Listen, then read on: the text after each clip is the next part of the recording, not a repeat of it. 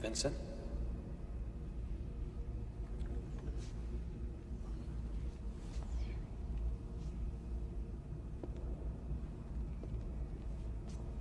My God, you have changed. Has it been so long you don't recognize your own brother? Are we brothers? Our parents both died thinking they'd outlived you. I had my doubts.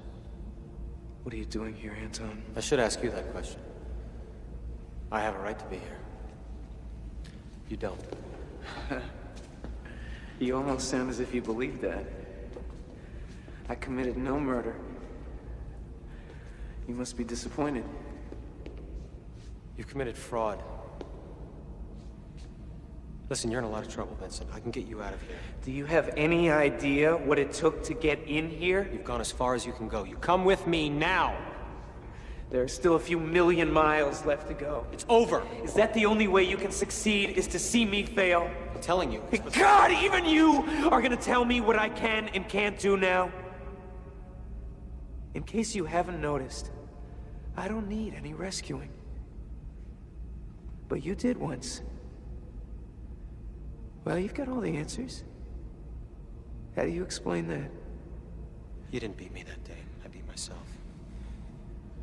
Who are you trying to convince? You want me to prove it to you? It's not important, Anton. It's forgotten. I'll prove it to you. You want me to prove it to you? I'll prove it to you! I do.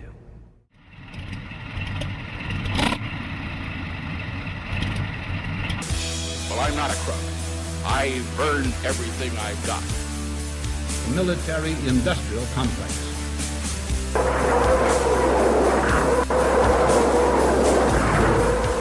A new world order. But we are here to destroy the control over the industry of other people.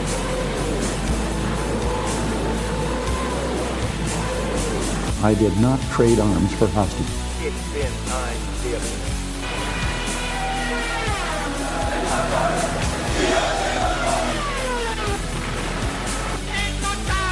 Na pełny rozgląd ludzkich захватчиков.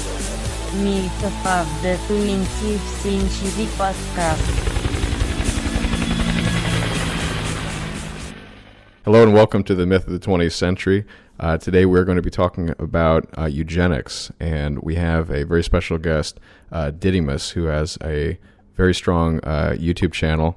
He's been a friend of the show for a couple months now, and he has a channel dedicated to kind of just philosophy, and he has a very interesting take on things and a very honest approach, which I think is very rare these days. And so check him out. We'll put a link to that. And then let me introduce my my co-hosts real quick. I've got Hank. Hey, everyone. Alex. Hello. Hans. Hi, guys. And Nick. Hey. And before I bump it over to Nick, I just wanted to mention we've got a couple donations on the blockchain via Bitcoin. Wanted to thank whoever gave us 0.001776 Bitcoin. Thank you very much. And we got a couple more donations from Marcus Wolf. So thank you. And Nick, you've got the Patreon. Yes. So we have had, in addition to the current ones that I named last episode, there have been 3 new Patreon donors. We have Johnny Redworth and Mr. Shinsky. Thank you, guys. We appreciate it very much. So Didymus, maybe you want to give us kind of an intro on why eugenics is kind of an interesting topic today, and maybe how it's changed over time. Yeah, so thank you again for the nice introduction and for having me on the show. And, you know, it's a pleasure to be able to participate in something like this that's, you know, trying to achieve at a high intellectual level and not playing to the lowest common denominator. So that's good for everybody, and thank you for that. Eugenics is worth talking about because if you're in Europe today in 2018 and you start talking about this stuff or trying to promote it in any way that's not ironic or sarcastic, You could get a fine or could even go to jail. You would probably lose your job if people could put this on social media to take shots at you with. But in the first half of the 20th century, it was very much in vogue, and people at the highest levels of the intellectual discourse were promoting this stuff and doing active research on it, and governments were funding it. So it's worth talking about where this stuff came from, what it was, and how we got to the situation we're in today.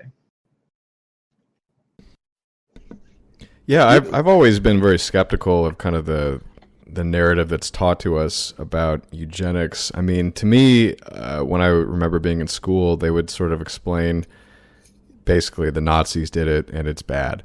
And they never really went into further detail than that. It was just kind of this Pavlovian association they made, and no discussion of any of the science. And frankly, I never really went into much of the science. It just sort of was intuition to me, and that eugenics is practiced in every part of modern civilization, even in human society today. We just don't really describe it as such.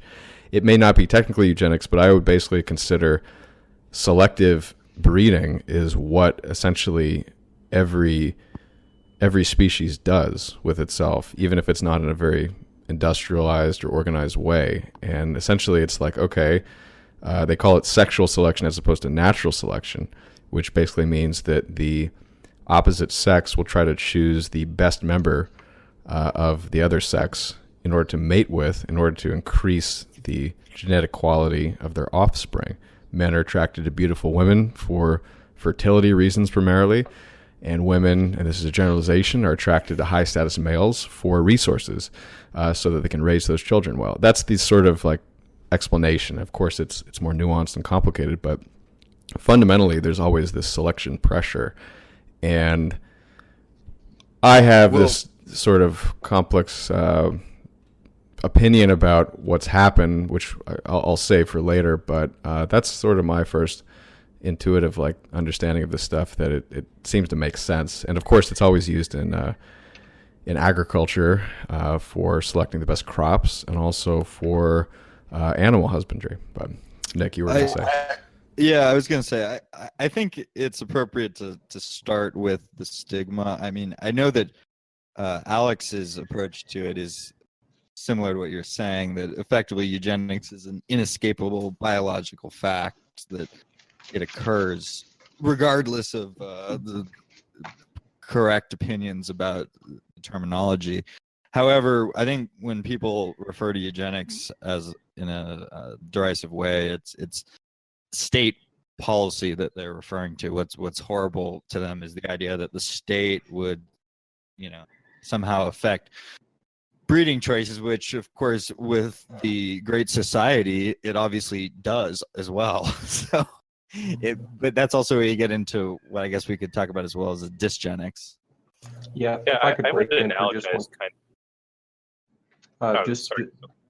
Just 1 second, just to distinguish between selective breeding has been occurring for 3,000 or 4,000 years. If you look at the corn plant maize that we use today for agriculture, it's completely unrecognizable when you look at the wild ancestor. What they started to develop in the 1860s, 70s, and 80s was a structured scientific approach that was able to use genetic theory and a theory about heredity into organizing this stuff and making it a scientific discipline rather than just a traditional practice. So that's one thing's been there forever. This other stuff is kind of new.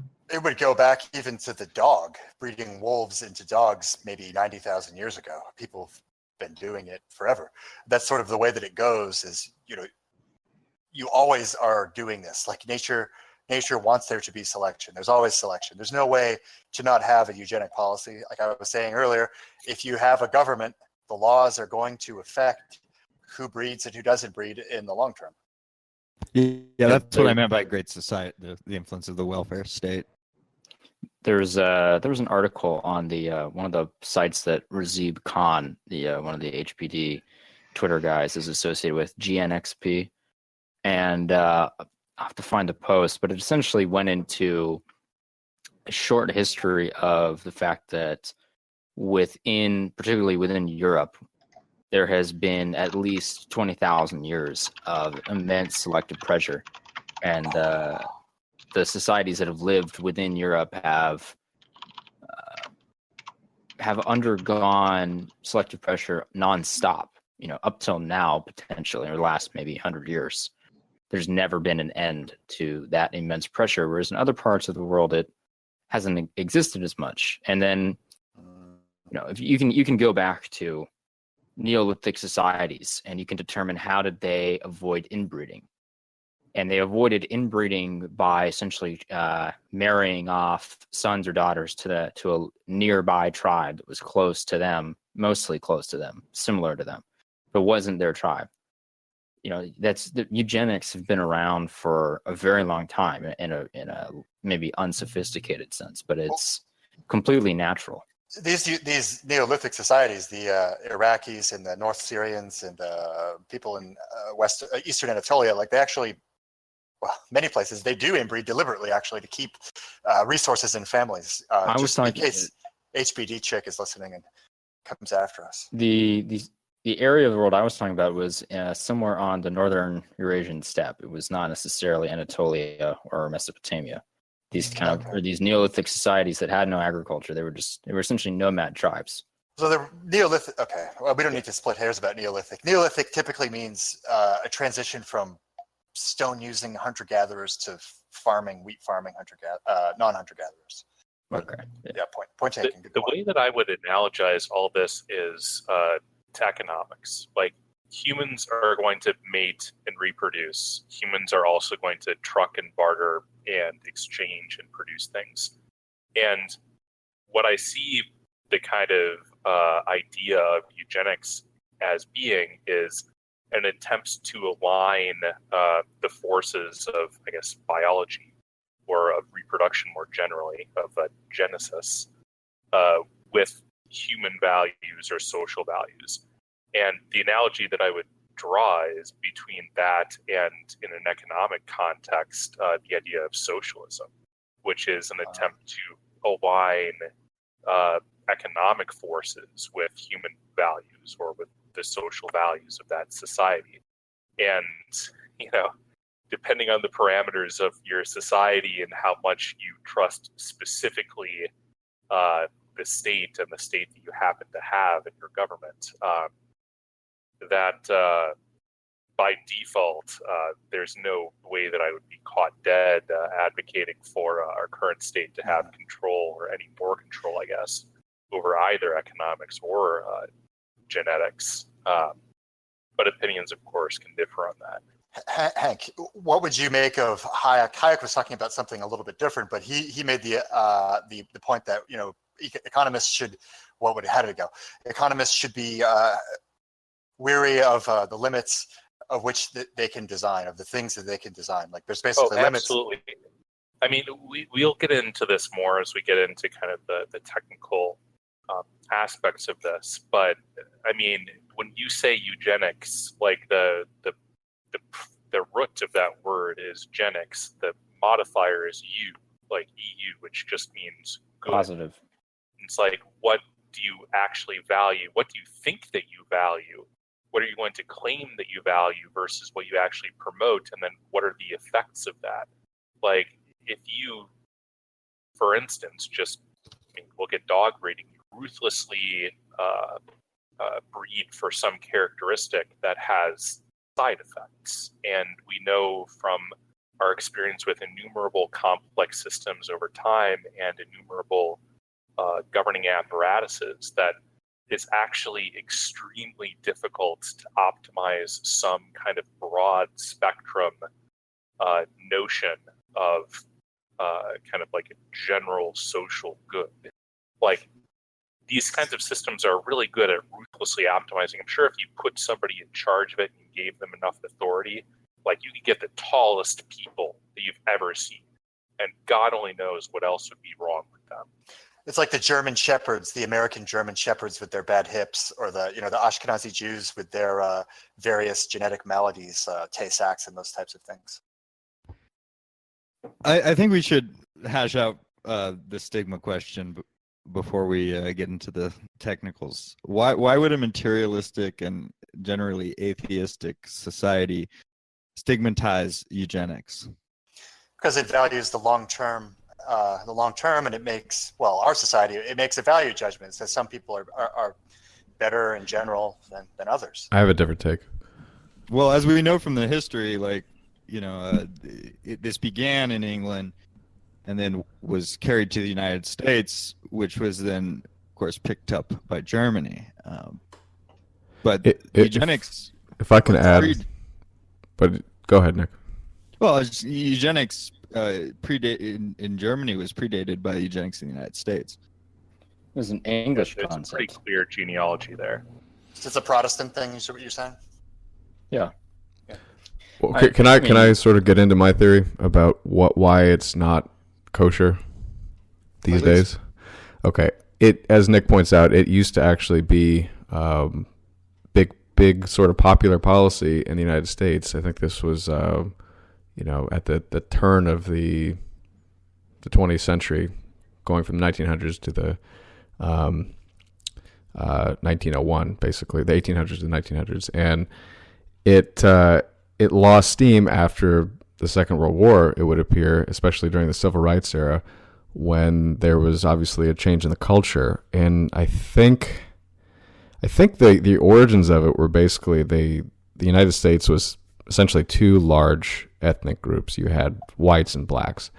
And after the Civil War, there was a severe question about how do you manage these people who are very different from each other in a way that is somewhat productive for everybody. Now, you could argue about, who's everybody, and it's more or less not everybody, but I think attempts of the early researchers were somewhat in that vein of trying to manage the problem in a sort of scientific, rational way. I think what changed after the war was obviously the association with some of the racial policies in Nazi Germany.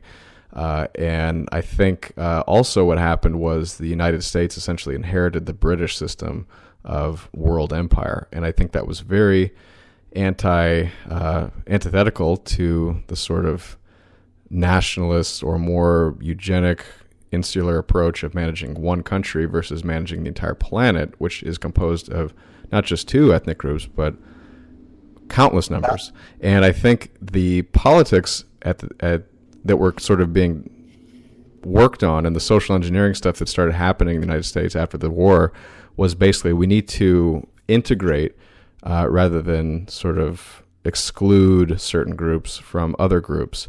And I think that is basically the sort of realpolitik geopolitical strategy of the American empire, is basically you have to keep a large group of very dissimilar peoples together under sort of a umbrella of propaganda that is basically America is just an idea, it's not a people. And I think if you start telling people that some of you are not so good, you get a lot of disloyal people to this idea of an empire that's not really called an empire. And so you have to, in order to get that consent from people, you have to basically propagandize them. And part of that is sort of casting aside some of these older techniques, which I think would scare some people. Obviously, the Jewish element you probably want to talk about, Nick, but I'll stop there. So, like, that's what I was going to say. I mean, as far as the old empire goes, like the Anglosphere, like the British Empire, the intention out into the future, and this is something we're going to be talking about a bit next week, is expanding the race, and that it should be Englishmen who dominate the world. And so, like, eugenics is not antithetical to empire per se, but what happened at the end of the war was the ascendancy of Jewish power in the Anglosphere, the final ascendancy. And so yeah, go ahead, Hank. So there's like the obvious angle of the paranoia or fear, justified or not, on the part of minority groups that, like, when you talk about aligning kind of reproductive success with social or cultural or kind of broad governmental values. They're obviously going to prioritize things that you are not necessarily the primary representative of. There's also the sort of projective elements, and you see this a lot also in the context of guns. Weirdly enough, that people sort of do this thing that they, especially on the left, they ruthlessly act according to eugenic principles in their personal life. Like they'll talk about, I want to find a smart husband so that I have smart babies. Certainly, if somebody's looking for like a sperm or an egg donor, well, I want a 6.5 foot tall, Harvard-educated, 140 IQ, blonde, blue-eyed paragon of Aryan fitness. And if you talk about them in the kind of governmental or like policy context, they're like, well, of course we should never have this ability, because my first instinct would be to fire up some death camps. Like these are the same people that, if you start talking about guns or gun control, they're like, well, of course people shouldn't carry guns. I'd be blowing away the first person who cut in front of me in traffic. Right. Yeah, this is the Bolshevik instinct. It's peculiar though that you have a society where forced or encouraged, incentivized sterilization is verboten, but widespread abortion. Well, it should be noted that in the United States, this didn't become a phenomena, this sort of taboo of outright eugenics speech, I guess we can call it, until the 70s. Steve Saylor has a good article, A Strange Evolution of Eugenics. And he basically says that in the 70s, you had Stephen Gould, Richard Lewontin, Yeah, and Lewontin's fallacy. Lewontin, yeah, and Leon Kamin. And it was essentially a sort of ethnic specialization rivalry between WASPs and Jews in the Northeast in academia. So Jews within the United States and others in the United States saw biology, evolutionary psychology, statistics as essentially WASP trades in academia, whereas physics and other elements of psychoanalysis and critical humanities theories, that was rapidly a Jewish specialization. And as the WASP elite lost their hold over academia, of course, they lost the ability to easily project opinions that were very commonly accepted at an academic level, and in some instances were almost implemented in the United States. Certainly in the early 20th century, there were serious ideas about, and to an extent, the New Deal had elements of it that were pro-eugenic, epigenetic eugenics. But there's an element of this throughout the 20s and 30s in most Western societies.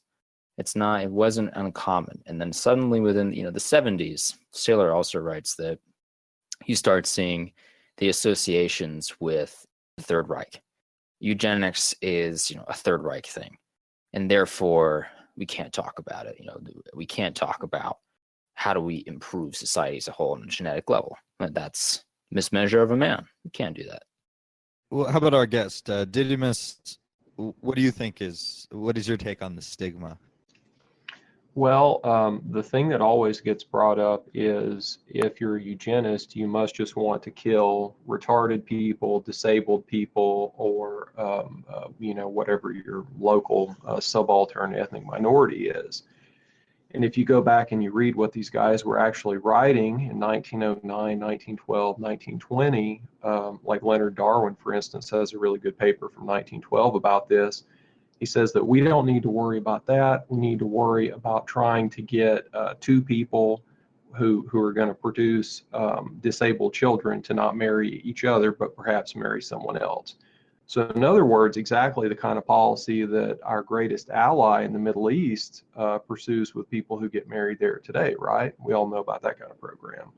So what these British eugenists were actually promoting would be pretty reasonable. They wanna encourage through financial aid or whatever for intelligent, healthy people to have more children rather than less, and then people who are the opposite of that to have fewer children rather than more.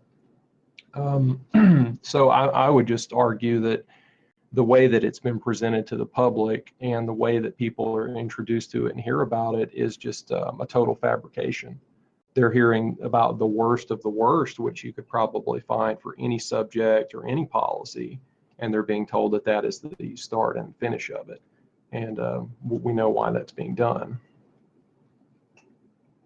Well, why is it being done? Well, Jewish power, basically, right? Bingo.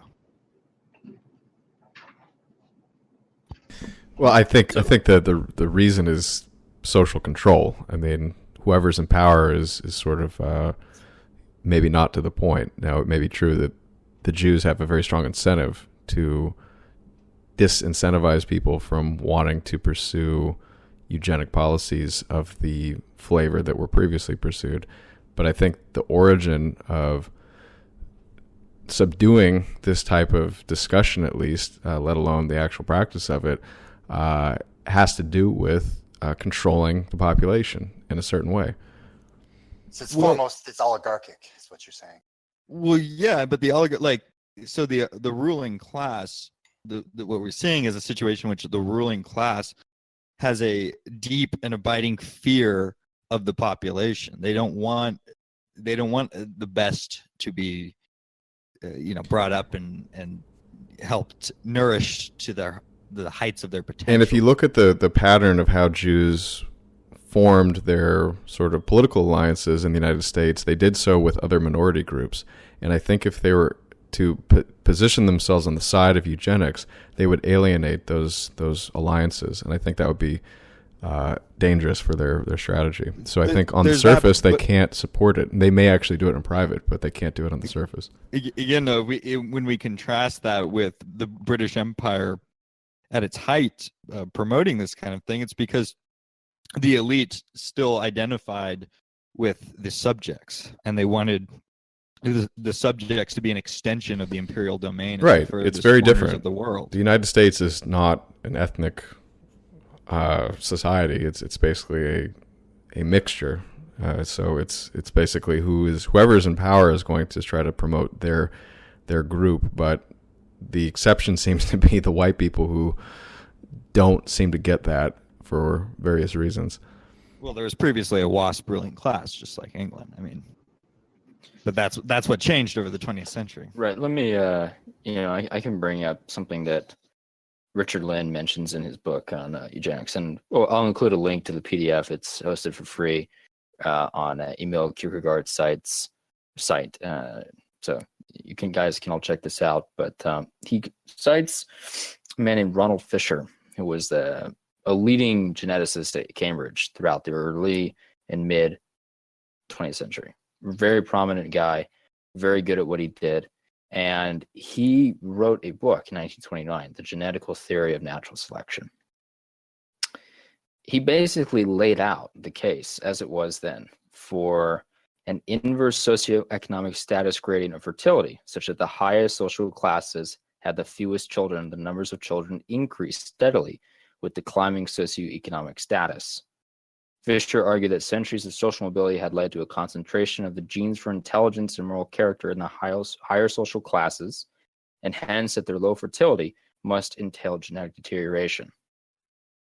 And he basically asserted that this was part of a larger rise and fall trend within mature civilizations, and was sort of predicting the dysgenic collapse, mostly of Britain, but it was applicable to the English-speaking world in general.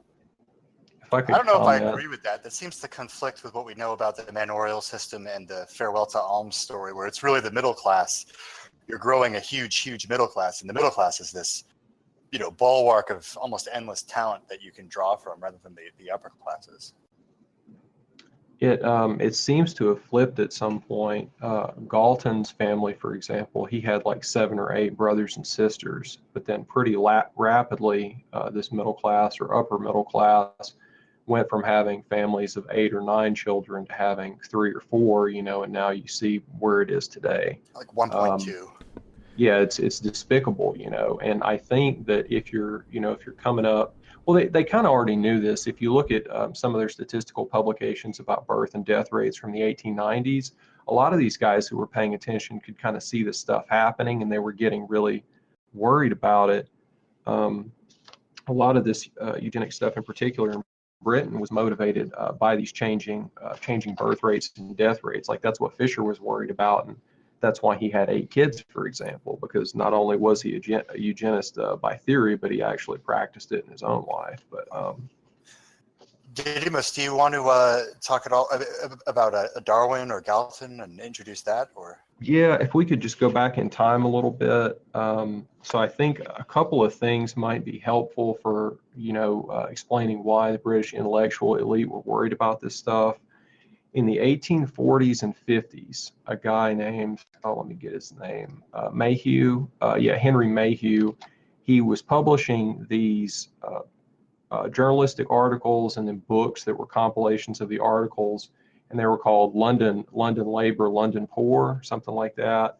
And you can go and read about them, and they're just these really lurid accounts of what it was like to be an impoverished white person living in the slums in London in the 1840s and 50s.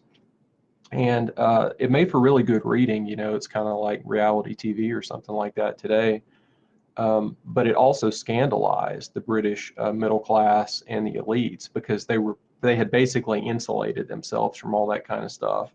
But when you get to hear about all of the rapes and murders and habitual thieves and all this kind of stuff, that's what he was writing about. They got scandalized.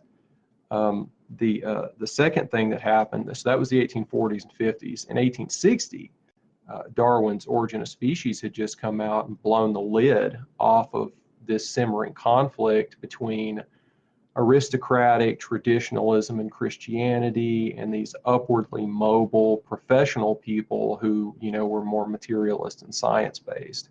So that kind of gave a structure to a conflict, and then also these social problems had been identified. So that's where Galton comes into the picture, and maybe Nicholson, you can tell us about some of the things that he accomplished, and then we'll get into his background a little bit. Yeah, so Francis Galton, he shared a grandparent with Darwin, so I guess that makes them second cousins or cousins anyway. Half cousins, I believe. Half cousins, yeah. So they're related. He's from Birmingham, I believe. He's from a very good family. Didymus, you can maybe fill me in. I don't have the notes on exactly his family background, but he's certainly from, I think you call it the upper class. Yeah. What I want to just get out is that the man was a hyper genius. I mean, I don't know quite what his IQ was, but he was incredibly energetic and incredibly intelligent. So he's operating in this time after The Descent of Man is published. So Darwin publishes The Descent of Man in 1871, and this essentially applies his really brilliant theory to humans. And he's using this argument that, the embryo of a dog and the embryo of a human look very similar until a certain number of weeks of gestation, and then they start to diverge. And he's using this as a really clever proof that humans are connected to all chordates. It actually turns out that birds and humans have similar looking embryos. And so he's anyway, so Galton is using this beginning HBD sort of thing to as a field to implement some of these methods that he's developing. So he develops the standard deviation, which is just the average distance from the mean in a normally distributed quantity. He discovers the wisdom of crowds, which is a form of model averaging, really.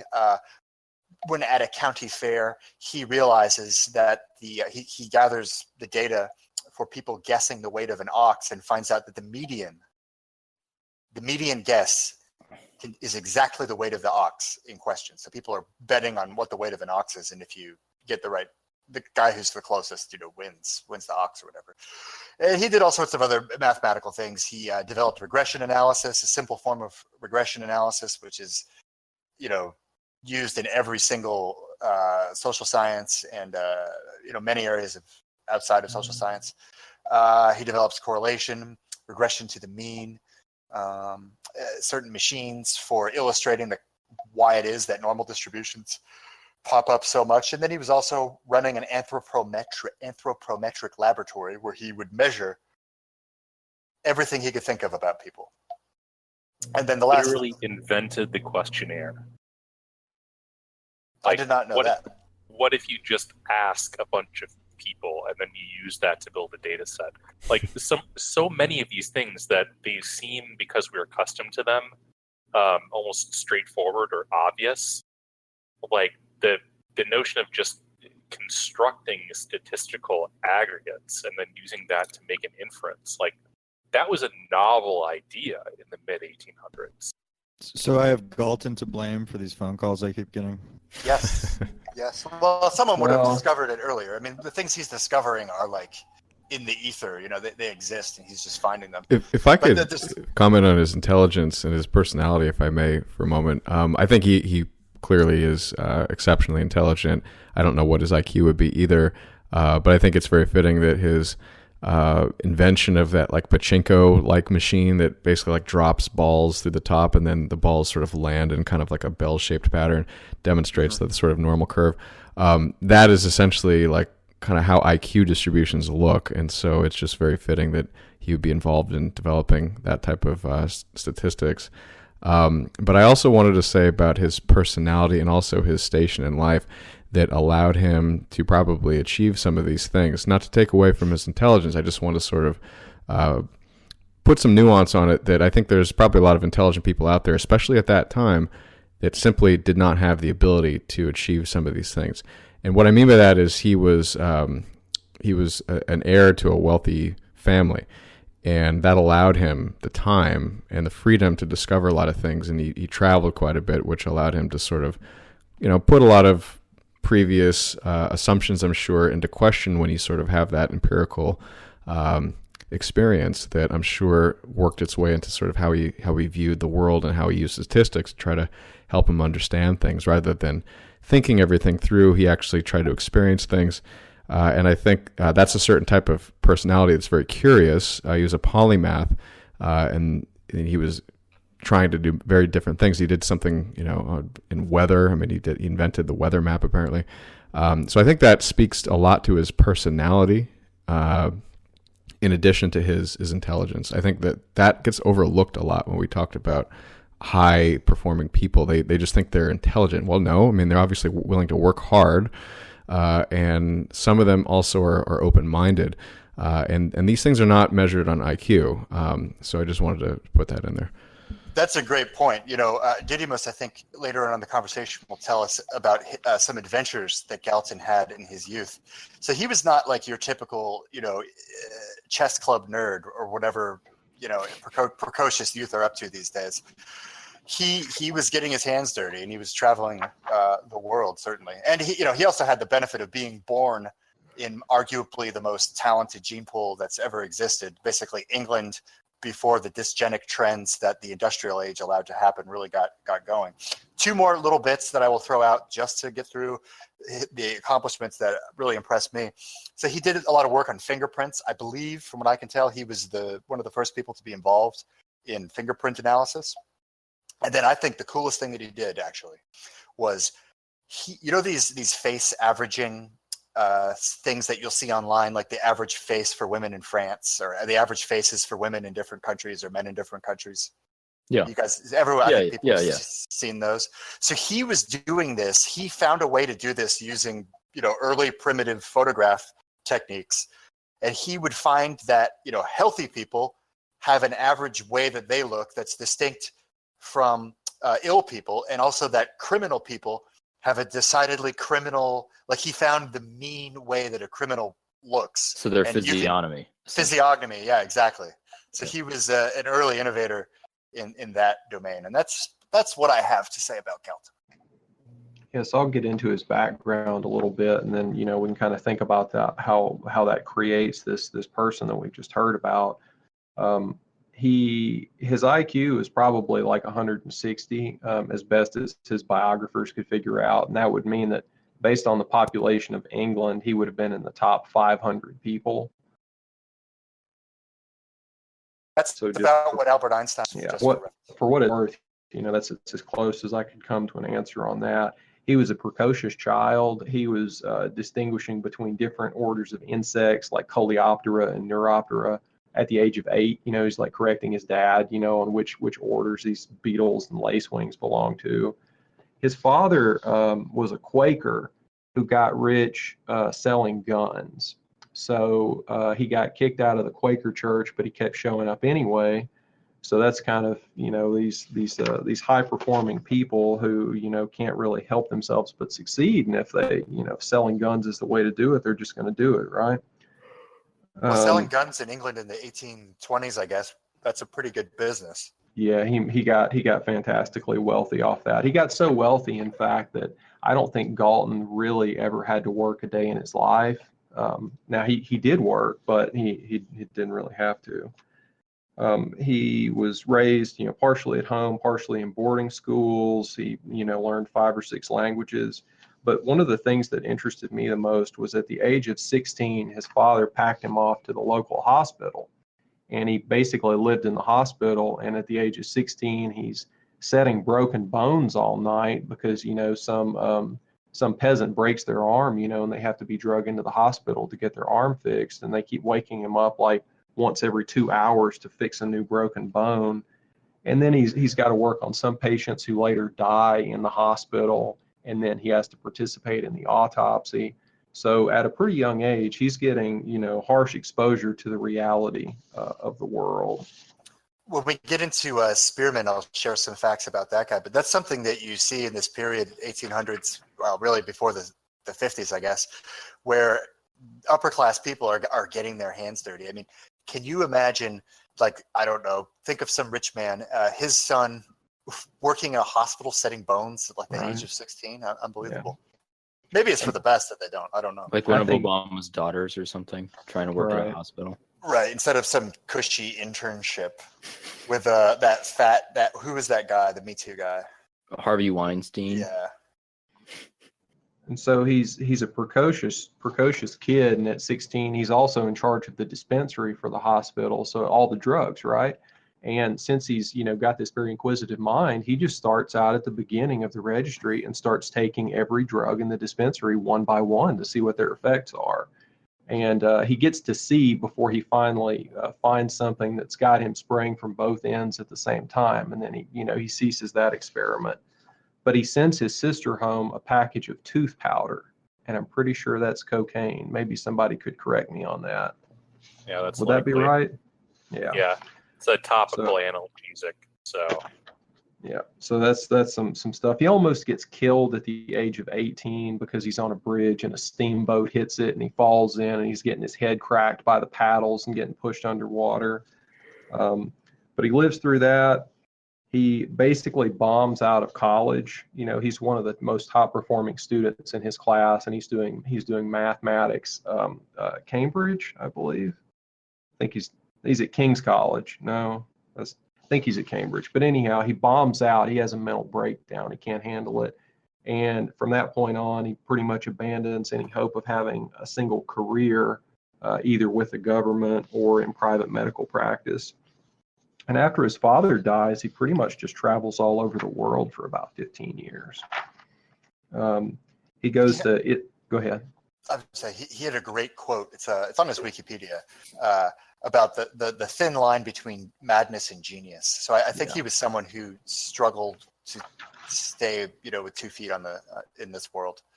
They said that this was not uncommon for these guys. These really, really high performing guys who are doing all this math and these classics and all this other stuff that, maybe 10 or 20% of each class would just burn out and have a mental breakdown and not be able to, they'd still get their degree, but they wouldn't get these high marks that they would need for other stuff. So, well, I think it's a condition or characteristic that you can see today.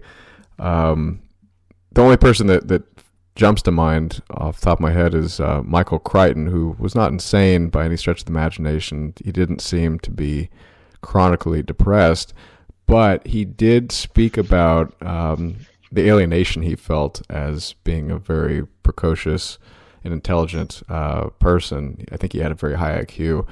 And if you look at the writings that he did, he's probably most famous for Jurassic Park, but he's written quite a few other very impressive novels in terms of the depth of actual scientific knowledge that he puts on display that's fairly accurate.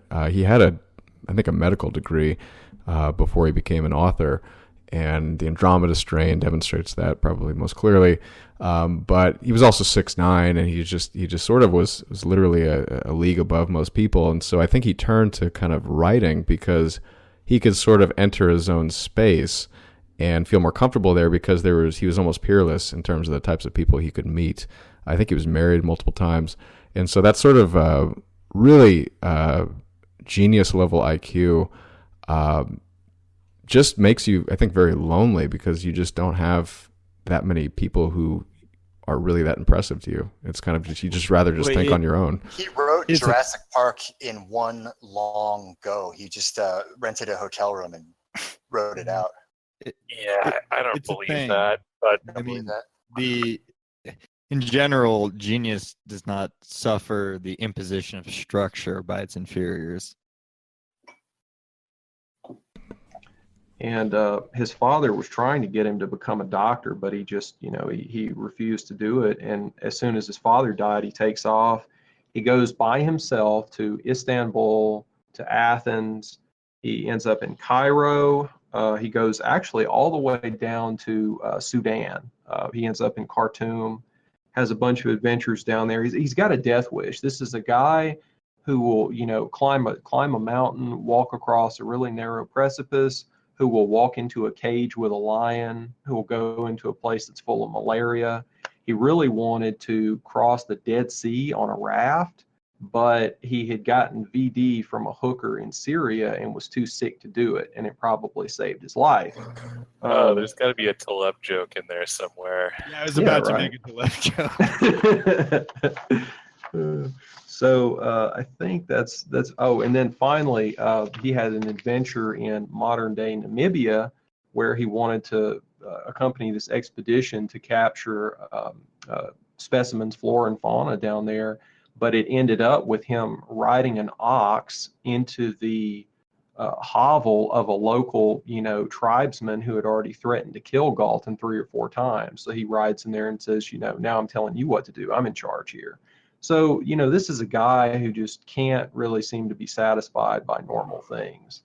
And after all this finally calms down, he goes back to Britain, and then that's when he starts doing biometrics, eugenics, and the typical science stuff.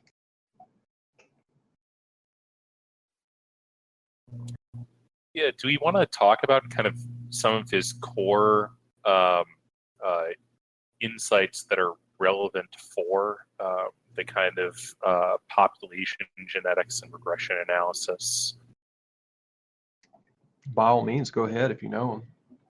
Yeah, so I mean, there's this kind of central idea of, when we say regression, like we've used this word probably dozens of times already, like that comes from the notion of regress, that, this is all very interesting because although this is like a post-Darwinist idea, like, so this encompasses the idea that children are sort of, in some sense, derived from their parents in terms of physical traits, but it's actually quasi pre-genetic. Like, there's no notion of the gene as of yet.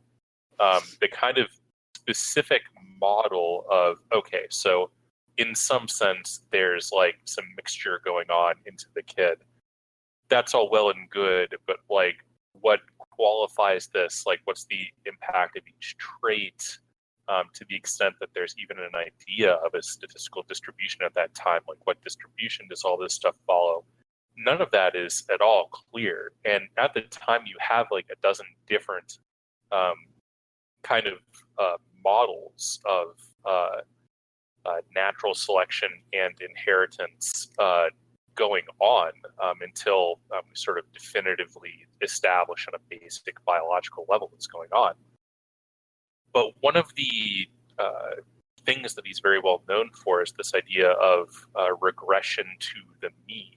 that if you have outliers, that those outliers' children will regress, if you will.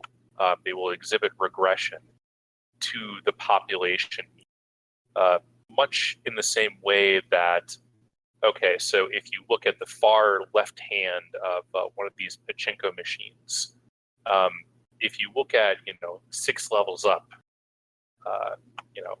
if I have a ball that's already out that far, well, where are those that ball's children going to arrive? And like that in turn follows a bell curve that is centered at that position. So if you kind of extrapolate this back through time, if you have random variation in a population that has like just a super tall kid out of nowhere, it's likely that that person's kids will be shorter than he is. That holds for a lot of these kind of multi-causal traits that look like they're kind of based off of the influence of a lot of combined genes. Right, and so the famous example would be, I'll just say it. So, if there's an African who has an extremely high IQ, it's more likely that that's a phenotypic, or much of the excess IQ is due to whatever, some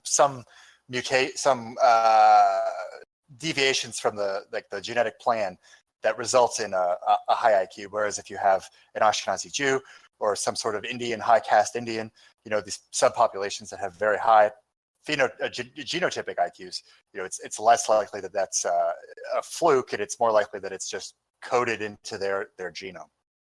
If that makes any sense. You can correct that if that was just too rambling.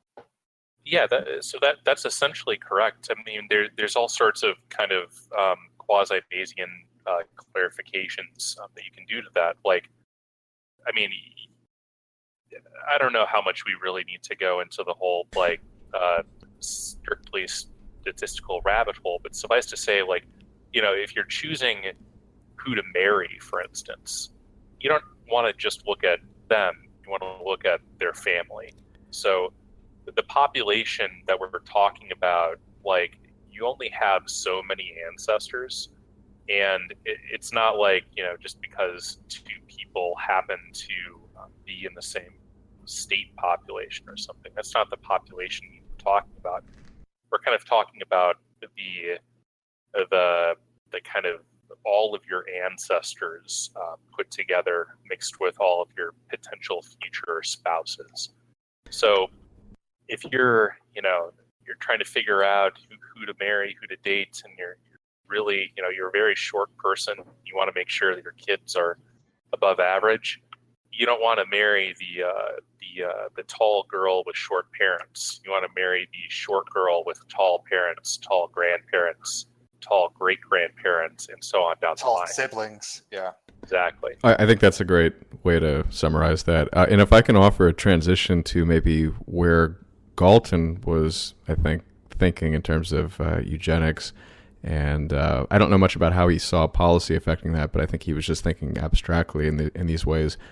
When you take the examples that you just mentioned of the sort of 150 IQ African tribesman who sort of is a bit of an anomaly, but you take the Ashkenazi Jewish population where it's probably less of an anomaly, at least in terms of how far away in terms of standard deviations it is from the average. I think that doesn't come out of nowhere. I think, and this is where Galton was going, and also seeing in the British upper classes how they were having fewer children and that being a problem. I think he saw the culture and obviously some of the genetic patterns of how people select their mates influencing the long-term distributions of the population, including where the average is. And I don't think he termed it in terms of genetics, obviously, because that concept, that scientific breakthrough hadn't been made. But I guess the word eugenics, the genetic concept of the heritability of traits was somewhat, in science at that point. Obviously, everybody knows that, you look like your parents, and so people can understand that basic idea that things are heritable. But I think the culture and the sort of policy aspects are also very important, because if you take the Ashkenazi Jews, they reward socially and culturally the high-performing males who are very good at reciting passages from the Torah or the Talmud. And so this gives the women motivation to marry, especially high verbally IQ men, which then feeds back into the next generation. And if you have the selection pressure of selecting high IQ in the Ashkenazi Jewish population, as opposed to most other populations, frankly, maybe the exceptions would be Chinese society or something like that. But I think even in Caucasian society, and especially, you know, the sort of tropical belts where it's much more, they call it the K versus R selection theory. It's much less skewed towards high value mating. It's more in terms of high quantity mating. You see over time that the genetics tend to not really improve much if you have this high quantity obsession. And I think Galton was concerned about that in Britain, because the sort of upper classes who had these generally higher IQs were not breeding as much, and the incentives were somewhat dysgenic in the lower populations to breed with lower IQ people. So just wanted to offer that as a transition to maybe where Galton was thinking. Yeah. Just briefly, I know Pearson, for example, said he said that specifically. He said that the way that the British society was structured, or the way that it had come to be structured after the Industrial Revolution, it was actively dysgenic. I think Leonard Darwin probably said this too, and that the eugenic policies, maybe they're good in and of themselves, but the real issue is that they are actually necessary to keep the society healthy because of the ways that the society has changed. He said that, nature's this ruthless thing, this ruthless selector that's only going to push forward the stuff that's going to thrive and succeed. And that when you get things like the welfare state and high civilization and high technology, you're holding back nature's hand. So again, they weren't saying that you have to go euthanize all of the disabled people, but they were saying that you might need to put some things in place to try to push it back towards something that would produce a healthy population. Whenever you have a big change in society, you need new cultural technologies. So a whole bunch of new cultural technologies come into place and evolve, from the Neolithic up through really until 1800, when the Malthusian era ends. And, eugenics, you can certainly do it wrong. You can be weird about it. You can be creepy about it. You can just be stupid about it, like we are now. But you need to do something to deal with the fact that food is really, really cheap and abundant from any sort of historical standpoint. I want to kind of briefly vindicate a lot of Galton's findings. Throughout the later 19th century and into the very early first decade of the 20th century, Galton was working with a very early model of population genetics, which was rudimentary. He didn't have Watson and Crick establishing the double helix yet. That wouldn't come for several decades after Galton died, I believe. There was very little for him to work with from a raw genetics point of view. He is later vindicated by people like Garrett Jones, by Nicholas Wade, by Edward Wilson, this next several generations of population geneticists and evolutionary psychologists. But he basically lays out eugenics, or the genetic qualities of a population is health, intelligence, and moral character. Health is something he refers to energy or just general physique. Are you healthy? Do you have strong muscle mass? Do you have good eyes? Do you have strong teeth? Do you have good toenails? Do you have nice heels? Do your Achilles tendons work properly? All of it. Do you have a functioning population? Not just so people can do hard manufacturing work, so that they're not constantly broken down and having to dope themselves up with pain pills or whatever. They can function normally. The moral character aspect is something that this is way before you have these massive statistical studies done that really go into the relationship between institutions and society as a whole and population genetics, which becomes very fleshed out by the early 70s, with Edward Wilson publishing Sociobiology. Eventually, he is also vindicated by Nicholas Wade, who wrote A Troublesome Inheritance, and then, Wilson and Wade, both several decades apart. Wade wrote released his book in 2014. Have just been maligned, absolutely destroyed in the press. Wade, in particular, has been practically harassed by members of the New York Times for years now, for just daring to publish his findings. There's a great Scientific American article that basically just complains, how could you publish this?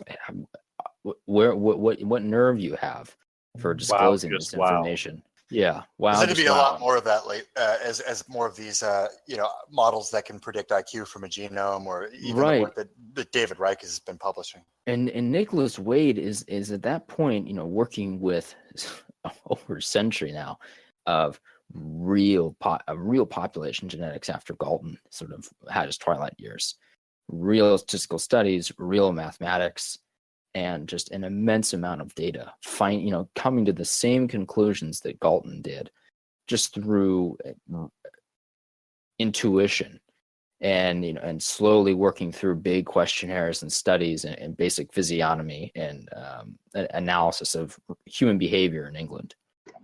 Yeah, so they had. Go ahead. I'd say that very quickly. They had to use the sledgehammer approach to get through this, because despicable people like Lewontin and Stephen Jay Gould, who Stephen Jay Gould lied. Yes. And I forget who it was. Someone was doing cranial volume measures back in the late 1800s. Phrenology. Anyway, so someone was filling craniums with beans, I think, and getting the volume. And Gould said that this guy he lied about the data. And then, he published, I think this is a mismeasure of man. And then some undergraduate or a graduate student actually went back and measured those skulls and found that whoever it was had actually measured them basically right. And so there was just lies in the 50s, 60s, 70s, and 80s. That Japanese-Canadian guy who debated the guy with the French name. Anyway, lots of lying was going on. There was, Charles Murray, who had a discussion with Sam Harris. And this is probably the only Sam Harris podcast you should go listen to, is this very long 3-hour discussion with Charles Murray. And it's mostly about the science behind the bell curve, racial differences in IQ, and the ensuing drama of releasing the bell curve. And I think that Murray at one point, I'm thinking it's Gould, it's either Gould or Pinker, who's probably worse on some level, but basically asserts that one of these two was making snide jabs at him in the press, and basically asserted something to the effect of, I bet they only ran these regressions once. And Murray talks about how he literally, he was reading this review of his book and threw it across the room when his wife was in there, because he was livid. He's like, I spent years of my life going through that math, meticulously proving this, and it's just totally discounted. And now you have last year, I think it was either last year, it's a book that I've gotten pieces of, haven't gotten the whole thing. It's a Hive Mind by Garrett Jones. Yeah, this is the beginning of what Alex has said in private for a while now about the acceptance of HBD.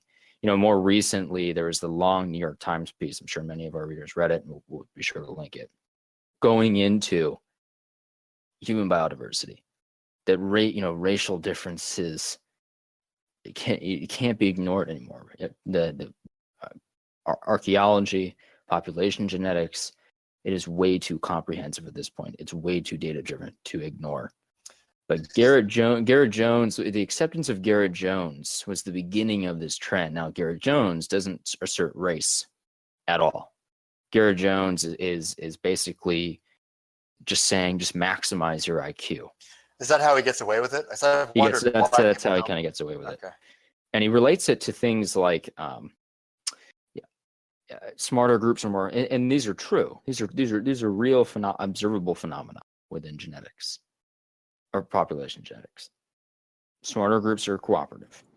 Smarter people are more patient. They build up capital. They're long-term thinkers. They're more informed voters. They support free market policies. This is how he kind of gets away with it. I don't know if this is him. He maybe believes some of this, and maybe a lot of it's true. But this is how he's able to mask it, basically saying, well, it's all about the cooperation of society, the cohesiveness of society. It's about the output of your society.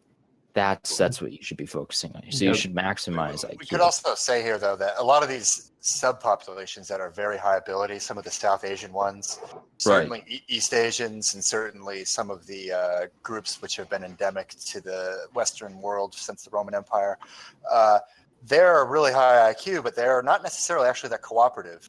And they're actually really Machiavellian and psychopathic, actually. So, it's actually, to have a high IQ and to be honorable is pretty much a European thing. I think that's fair to say.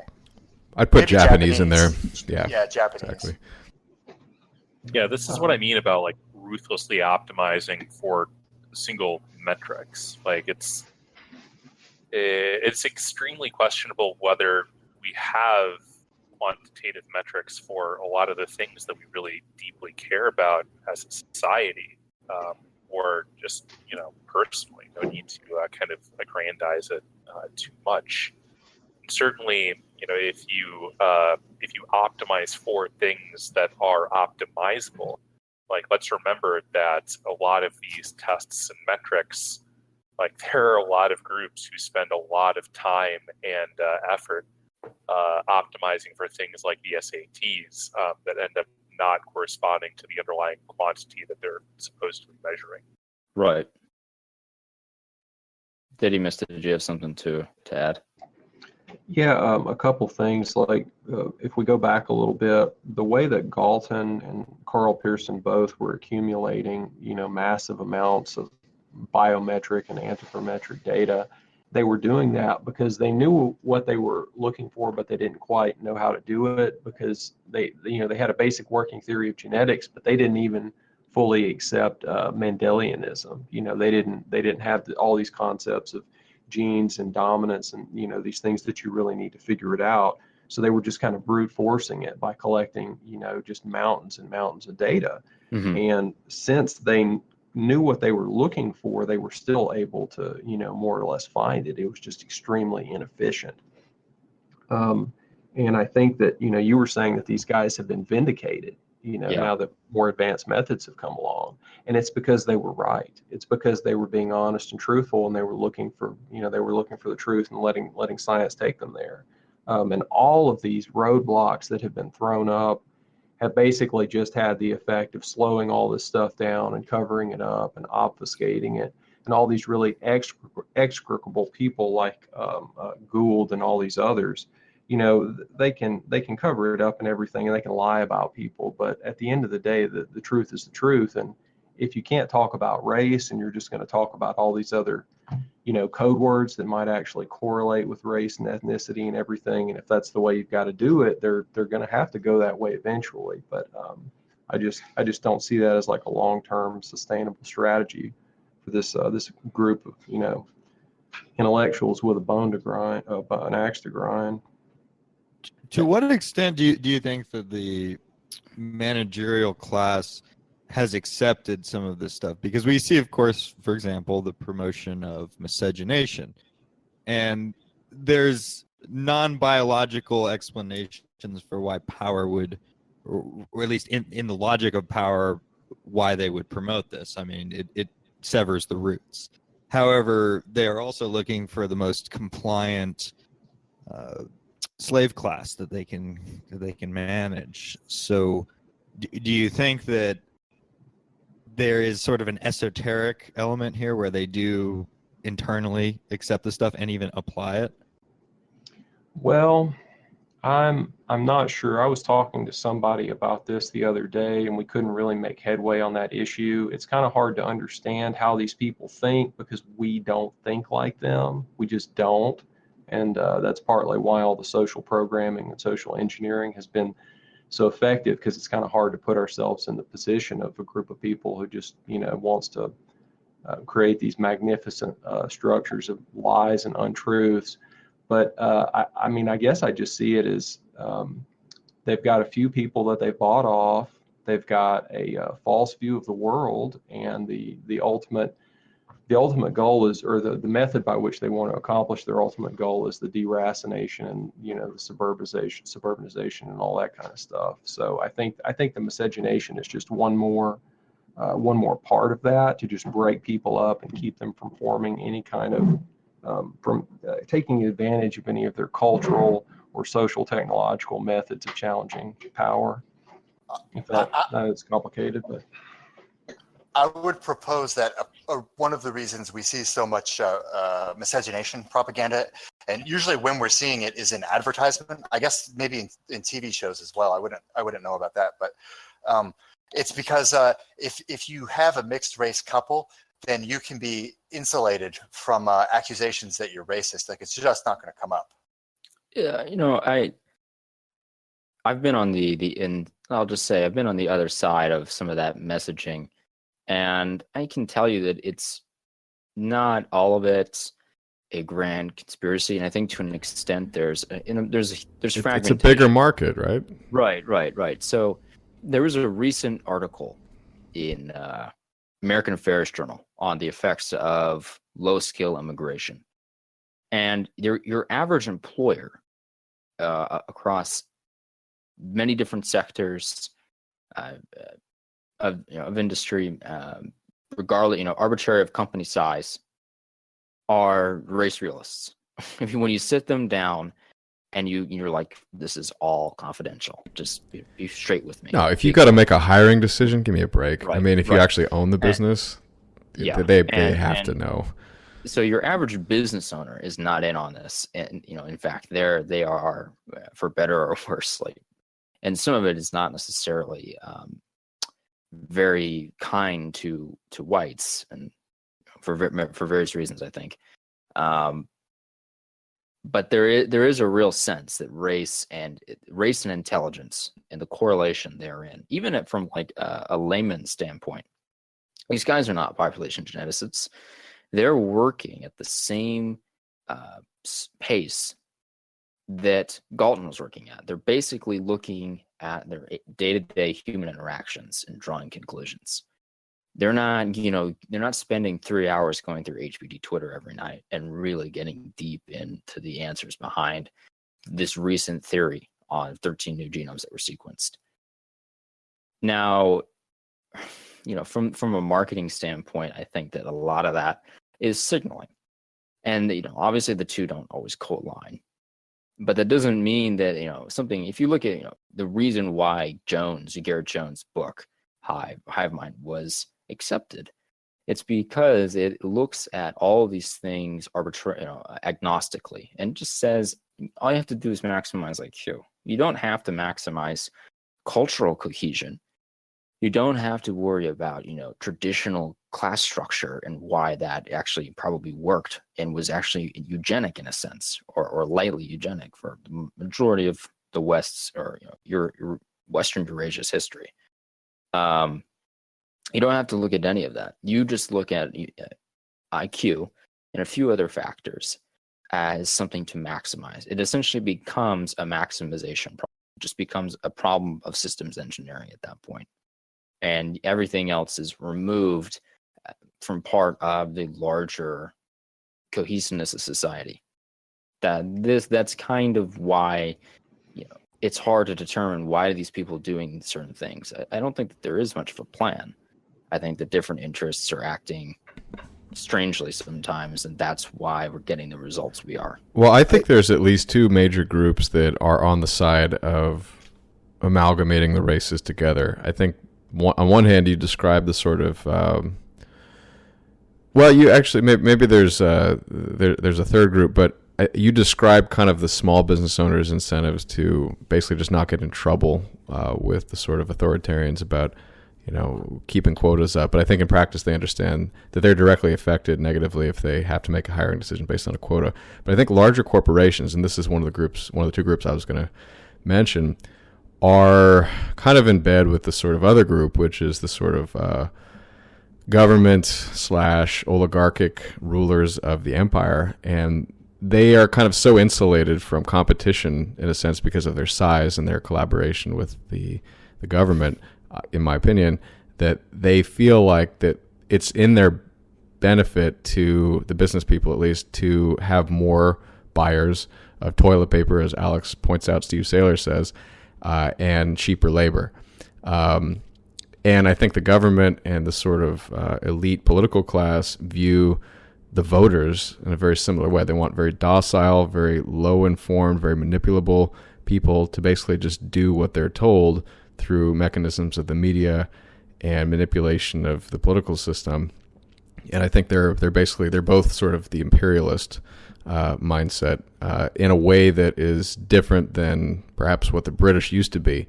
But it's kind of like a new world order, and to borrow the term, in that they want to combine all the peoples together under their own system. It's a degenerate imperialism. To answer my own question, thinking about it here for a second, if you're trying to engineer something lesser, if you're trying to engineer a mud race of slaves, then you don't really need to get too technical. You don't need to apply the findings of recent genetic science, population science, what have you. I mean, you can go back to Kalergi. I mean, he didn't have a firm grasp of these things, but he knew that from the perspective of the coming new order, that it would behoove them to have a mocha-colored race of slaves, as he said. Yeah, you go to Senegal, you get a bunch of males, you bring them to Sweden, and suddenly the Swedes are a lot less problematic. Yeah, go ahead, Didymus. They'll also be better consumers too. I mean, I'm just talking from my own personal experience, but you can probably guess what I'm talking about. The people who borrow more than they earn, people who spend everything they have, and don't really ask too many questions, right? Yeah, it's not just Walmart. I mean, it's the banks, and who are gonna lend that credit card debt to those people, and then can repo whatever assets are left. Those big groups make a lot of money off this stuff, and they also buy off a lot of the parts of the government. An inflationary climate punishes savers. So yeah, right. I'm gonna get triggered here. Oh no. The extensions of credit can be and devaluation of currency alongside it. I don't want to don the bow tie too much here. I don't want to become Molyneux, but there is a real phenomena of extension of credit and devaluation of currency tied to general dysgenics. Now, whether one comes before the other and determines the other, that's somewhat unknown, but there is a general correlation there. That's pure Griff du Lion, and I hope I'm saying that guy's name right. He was a blogger. I guess you could call him a blogger.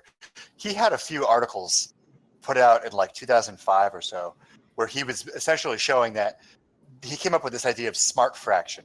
So your verbal IQ, your mean verbal IQ will basically in some way determine the fraction of people over some arbitrary threshold. And it turns out that, the numbers of people you have, the proportion of your population that's over some threshold determines the functionality of your society. So if you don't have a smart fraction that's sufficiently high, you're going to have really shitty institutions, and you're going to have a central bank that can't discipline itself and ends up having inflation, sort of like South Africa has experienced since 1994.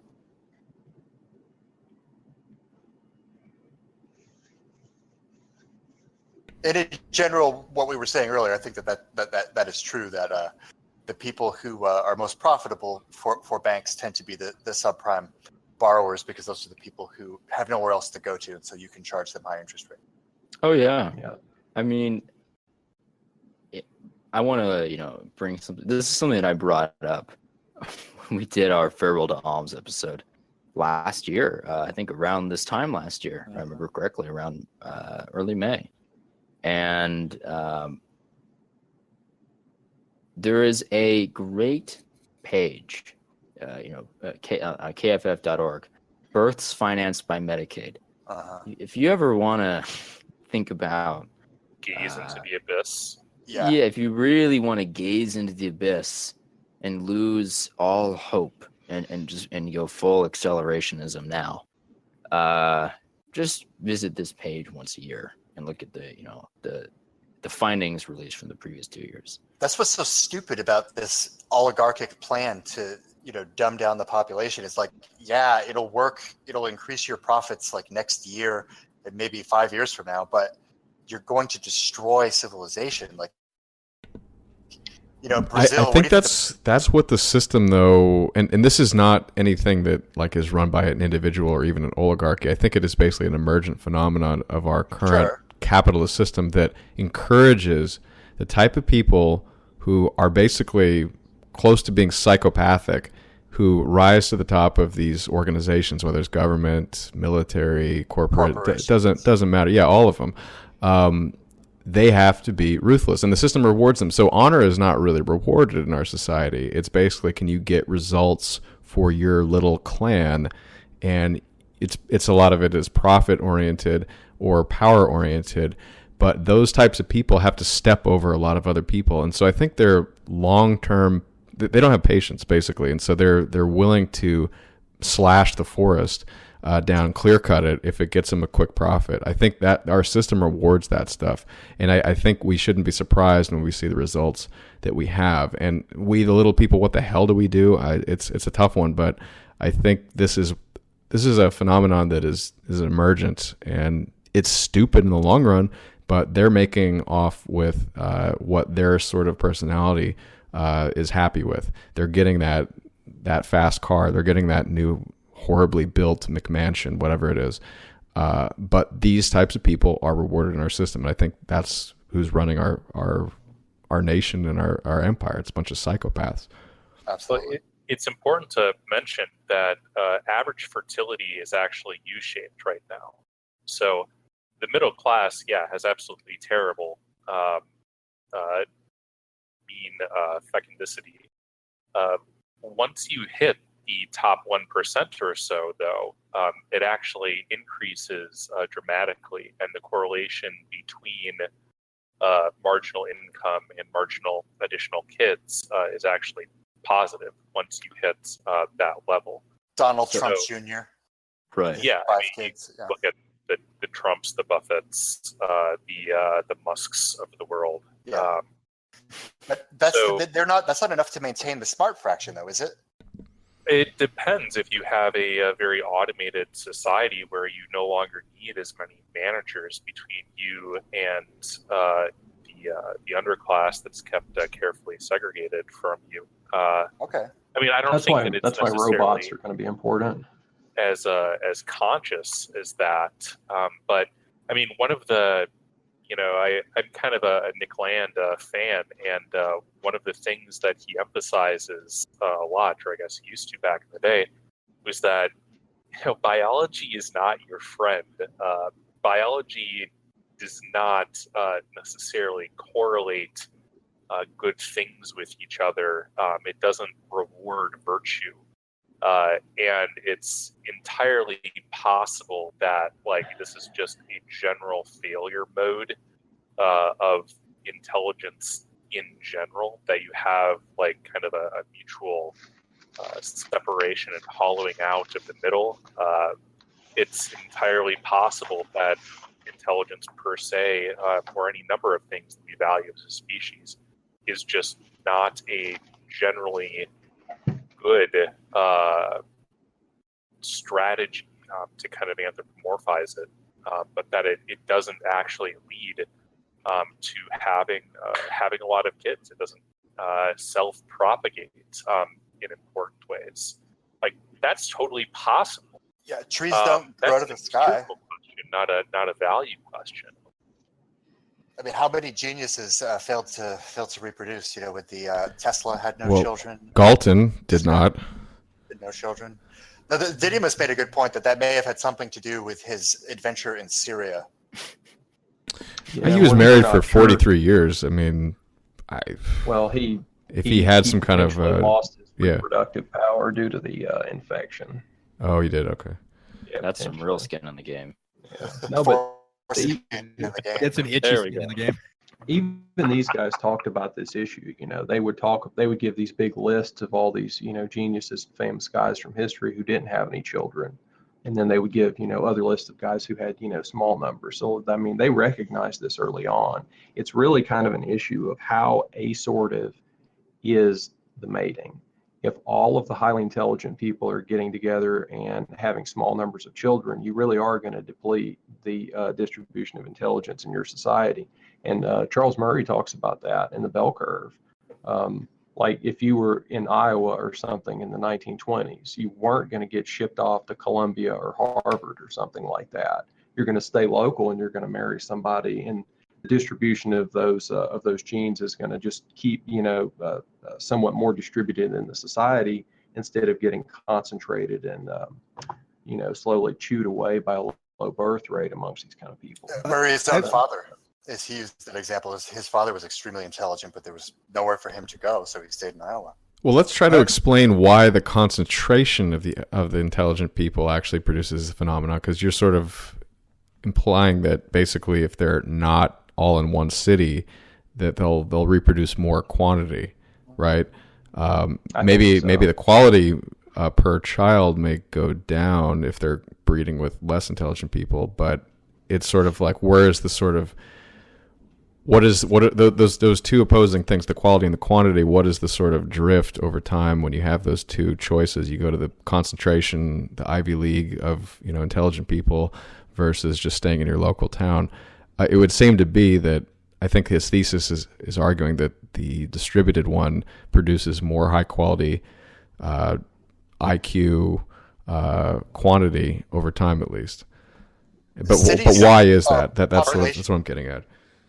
Cities, there's a result from game theory that shows, maybe Hank can fill me in on the details if he's familiar with this, or Didymus, but cities, the game theoretic optimal in a city, if you're trying to date and find the optimal mate, is to wait longer as the population is larger, and within like a narrow optimization. Right, because you think there's always going to be more chances. Exactly. So if you're in some tiny town and there's 4 girls, which one do you like best, and which one will date you? Yeah, you better hurry up. Yeah. But if you're in New York City, I mean, there's literally like 20,000 girls that might be a good fit for you, and you're meeting a new one every weekend, maybe. There's an incentive to delay. Or for women, really, women are the secretary problem is the statistical name for that, I guess, that maximization.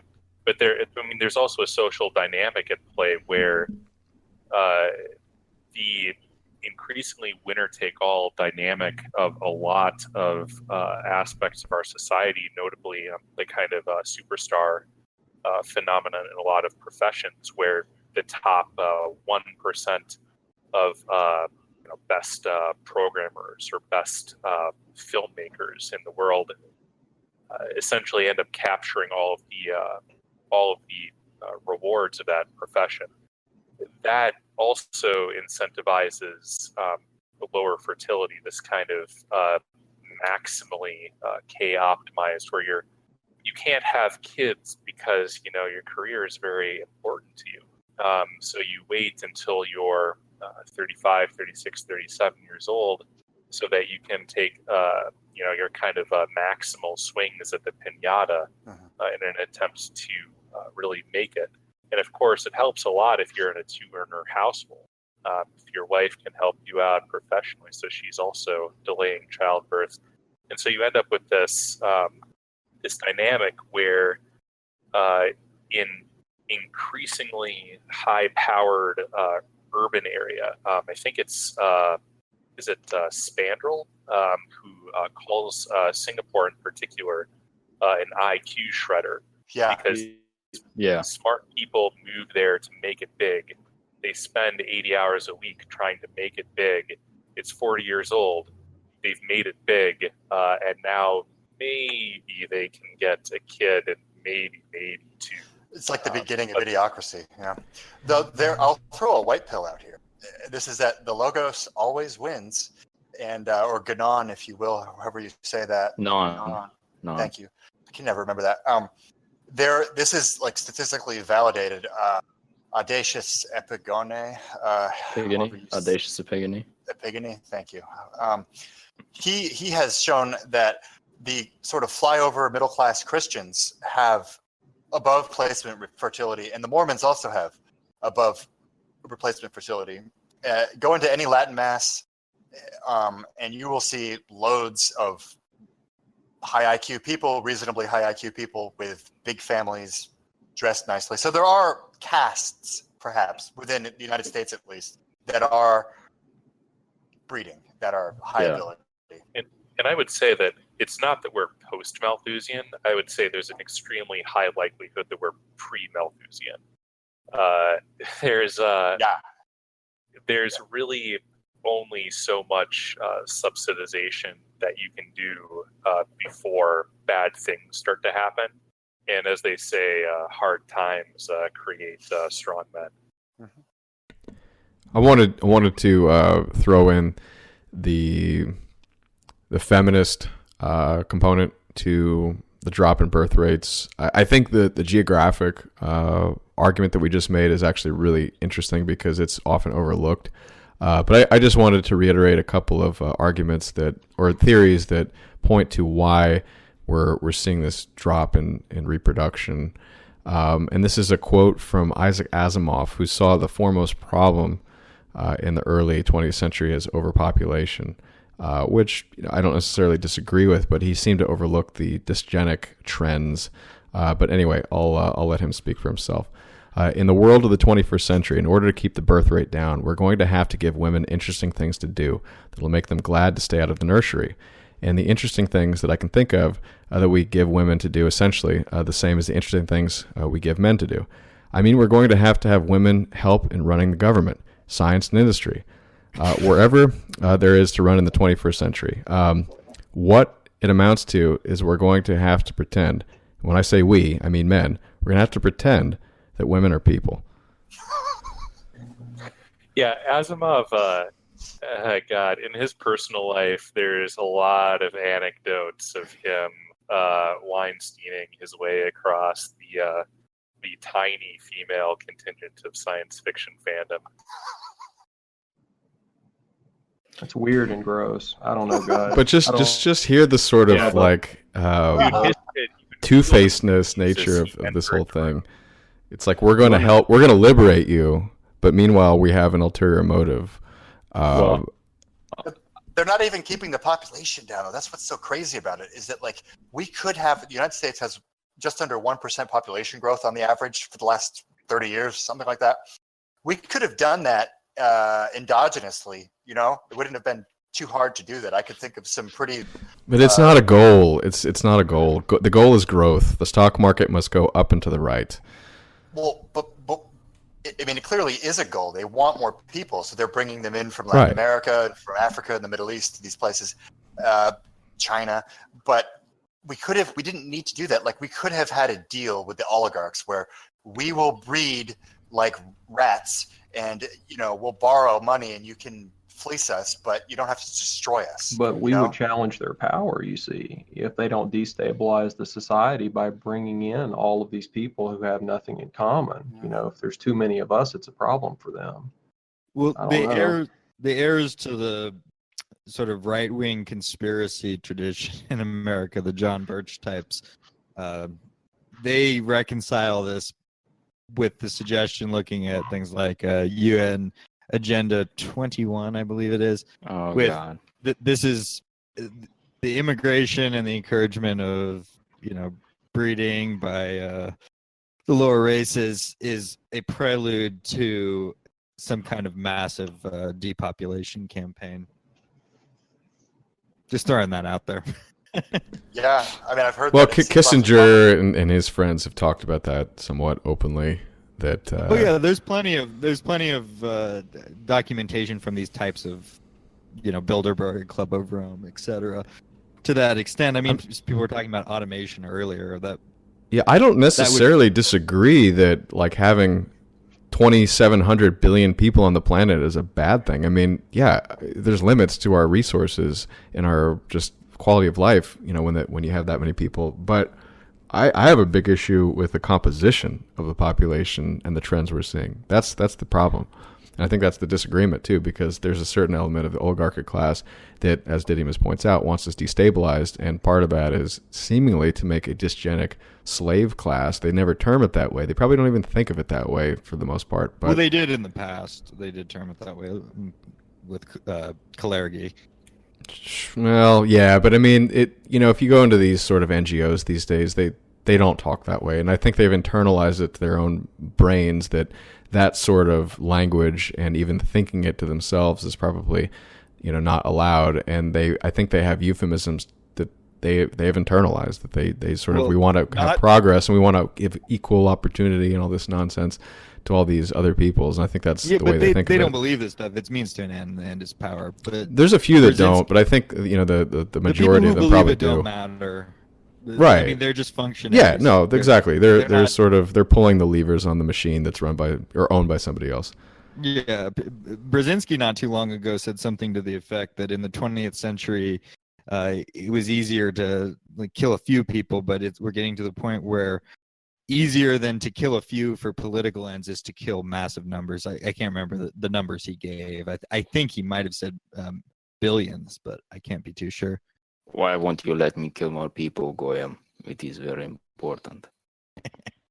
Hans, you had some points? Yeah, so we're talking about grossness or weirdness. The sections of history that Lynn provides, and his basic book in eugenics, he provides history of eugenics in the United Kingdom, the United States, and Germany, and then generally abroad.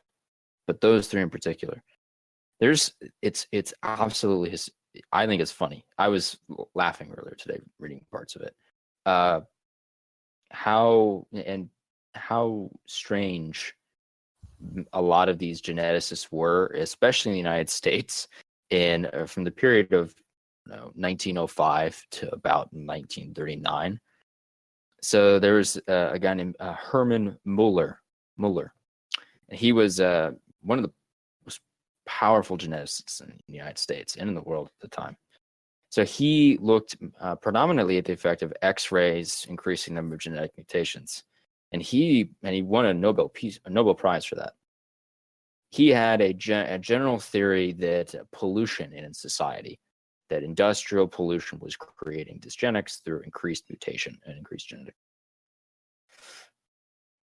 He basically said, this is a direct quote, he was also concerned about dysgenic fertility in respect to intelligence and character qualities, and he proposed the establishment of an elite semen bank, which women would be encouraged to use to produce genetically superior children. That exists. In 1939, Muller drew up the Geneticist Manifesto, which addressed the issue of how the world's population might be improved genetically. And then that manifesto was signed by a swath of geneticists for the Western world. And then outbreak of World War II, and all of that's thrown to the wayside. And he pretty much suffered the rest of his career because he wouldn't let this go. Yeah, they made that as the repository for germinal choice. Yeah, my other point. Choice. My other point. Someone brought this up recently. I think it was Nick Loris.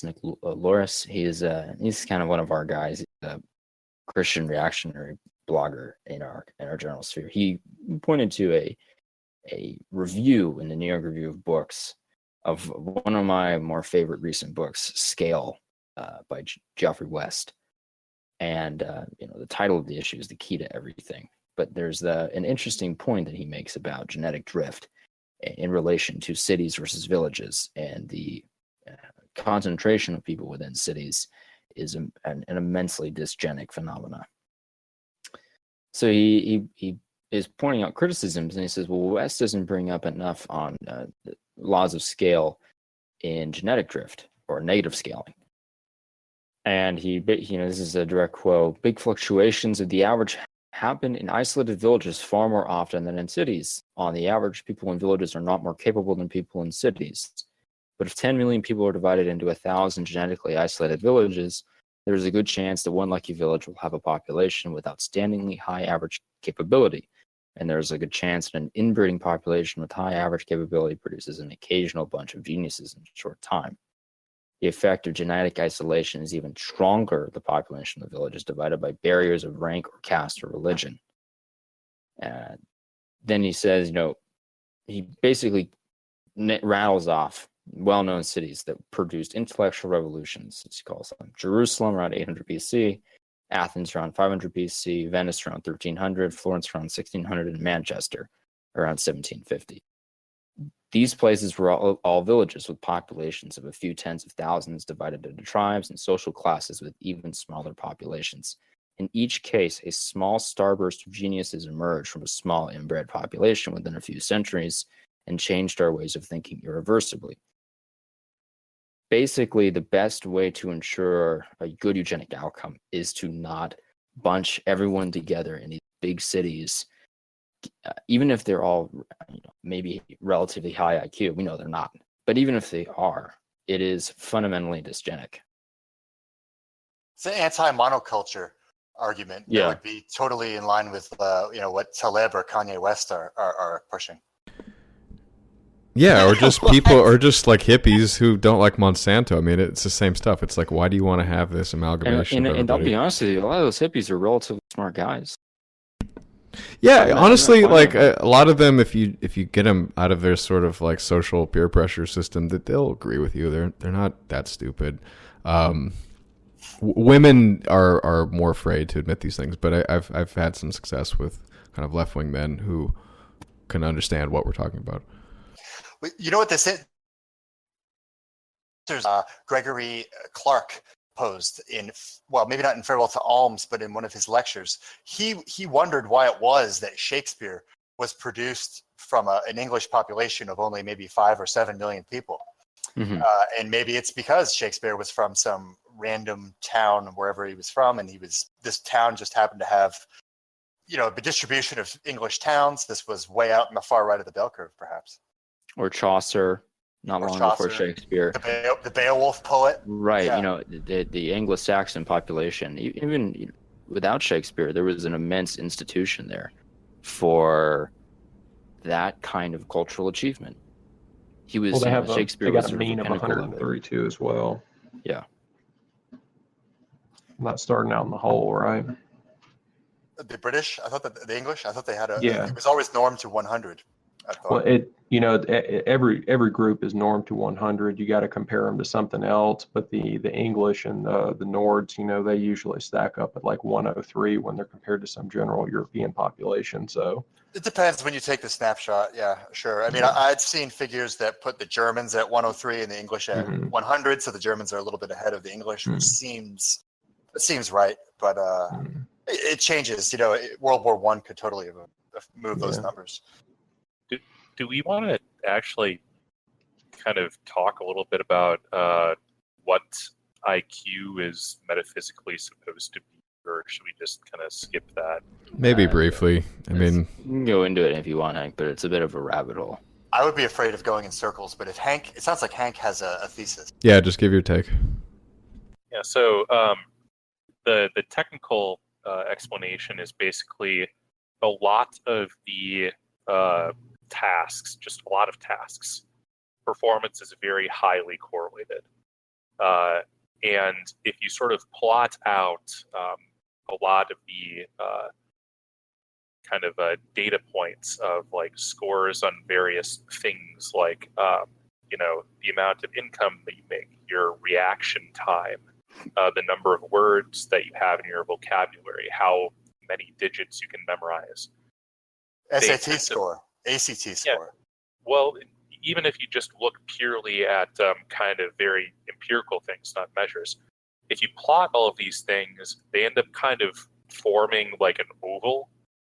And if you just literally draw a straight line down that oval, you get this kind of dimension, this primary correlate. And you call that G. You say, how far are you along this measure? That you kind of assign to be this quantity of like general intelligence. Because if I know I'm like roughly this far up this straight line, then all my scores for all of my various sub things that I'm mentioning, they're going to be somewhere around there. They're not going to be right on the line. It's possible that I spent a lot of time memorizing stuff, so I'm really good at that, and I'm really bad at languages or something. But that's the sort of quantity, this metaphysical construct that you're trying to measure. So you want something that correlates as well with all the things that this abstracted quality correlates with. So you get things like IQ tests, like the SAT, where you can go directly from that to get a pretty good measure of your kind of task-specific performance. And interestingly, like, you can do this with a lot of different things. Like, it's pretty easy to take things like the battery of tests that NFL players get, and you can get like a general athletic coefficient of just like how good are you at sports. Size is one that I thought that was intuitive. So if size, what does it mean? It could be height, it could be your girth, your weight, but all those things are correlated. So you can get a size factor as well. Right, and there's kind of this idea that this quantity, like if you kind of just go from raw genetic code to a complete person, that something as kind of highly complex as IQ, it's going to be the sum of a bunch of tiny effects. And of course, as we all know from freshman stats, if you add a lot of very tiny things together, you end up with a normal distribution. Yeah, and that's what I guess as the twin studies, show that IQ is just basically additive, isn't it? Like the genetic effects add up. Well, it depends on which direction you go. There's a pretty robust hypothesis that like mutational load, genetic load, basically kind of errors or random parts in your DNA have like a deleterious effect, and so like a lot of high IQ ends up being the absence of negative traits, but it's just the flip side. Like you would expect both of those constructions of it to follow normal distributions. Right. I think at one point, was it Cochrane who was suggesting that like solar radiation is greater at the equator than at the North Pole, and it, in between there's a gradient. Yeah. So that I think that was one of his things where he's being intentionally obscure. He's like constructing Cochrane on his blog West Hunter. He does this thing all the time where he'll like throw out some crazy hypothesis and bait you into explaining what evidence contradicts it. So I fell for that. Is that what you're saying? It's a fun blog. That's a deadly trap. I really like that. I also one. think That's that at the poles you're potentially exposed to a lot of radiation because of the way the centrifugal force of the atmosphere pulls away some of that ozone and things like that. Oh, right. But I'm not a geophysicist, so don't quote me. Yeah, Hank, would you say that there's a general stat I've always seen thrown around? You can source it in various different ways, but that it's like 60 to 80% of IQ is heritable, or is heritable genetics, something like that. Yeah, I mean, it's like a lot of these measures. One of the things that kind of bothers me about statistics is that a lot of these concepts we have kind of better models for. So, like, if you know like both parents' IQs or heights, because they actually have pretty similar correlation coefficients, I think. Yeah, you can explain away. You can get like an R squared of like 0.6 to 0.8 or so, depending. But if you actually know more about the population, you can actually tighten that up a little bit, get better. Well, let's explain to people who haven't taken stats. R squared is basically an indication of fitness, so how close your estimator is to the actual data. Exactly as was phrased just now. It's like, you can think about it as like how much of the variation is explained. There's like a nice like betting correspondence too. Like if you were going to bet on somebody's height, like a it's a goodness of fit measure that tells you basically how often you would lose that bet if you guessed in a certain band. So Didymos, do we want to talk about some of these other famous eugenicists and statisticians? Yeah, talking about Fisher would probably be a good idea, and then he'll lead us into the Second World War period, and then we'll probably be wrapping up. Let me see if I can find my notes on him just for a second. While you're looking, I could just throw out some quick notes on Spearman. So he's a pretty interesting guy. He's born in London in 1863. He's the man who discovered the G factor, which Hank was just describing. And invented a very good bubblegum flavor. Really? Just kidding. No, that's spearmint. But it could have fooled me. Apparently, it's easy to fool me. You can fool me, and Cochrane can fool me. He also formalized different types of correlation coefficients. Not really the one that we're familiar with, but different types of ones. And he was a key guy who did factor analysis, which is probably my second favorite tool in statistics. It's really, really useful in social science.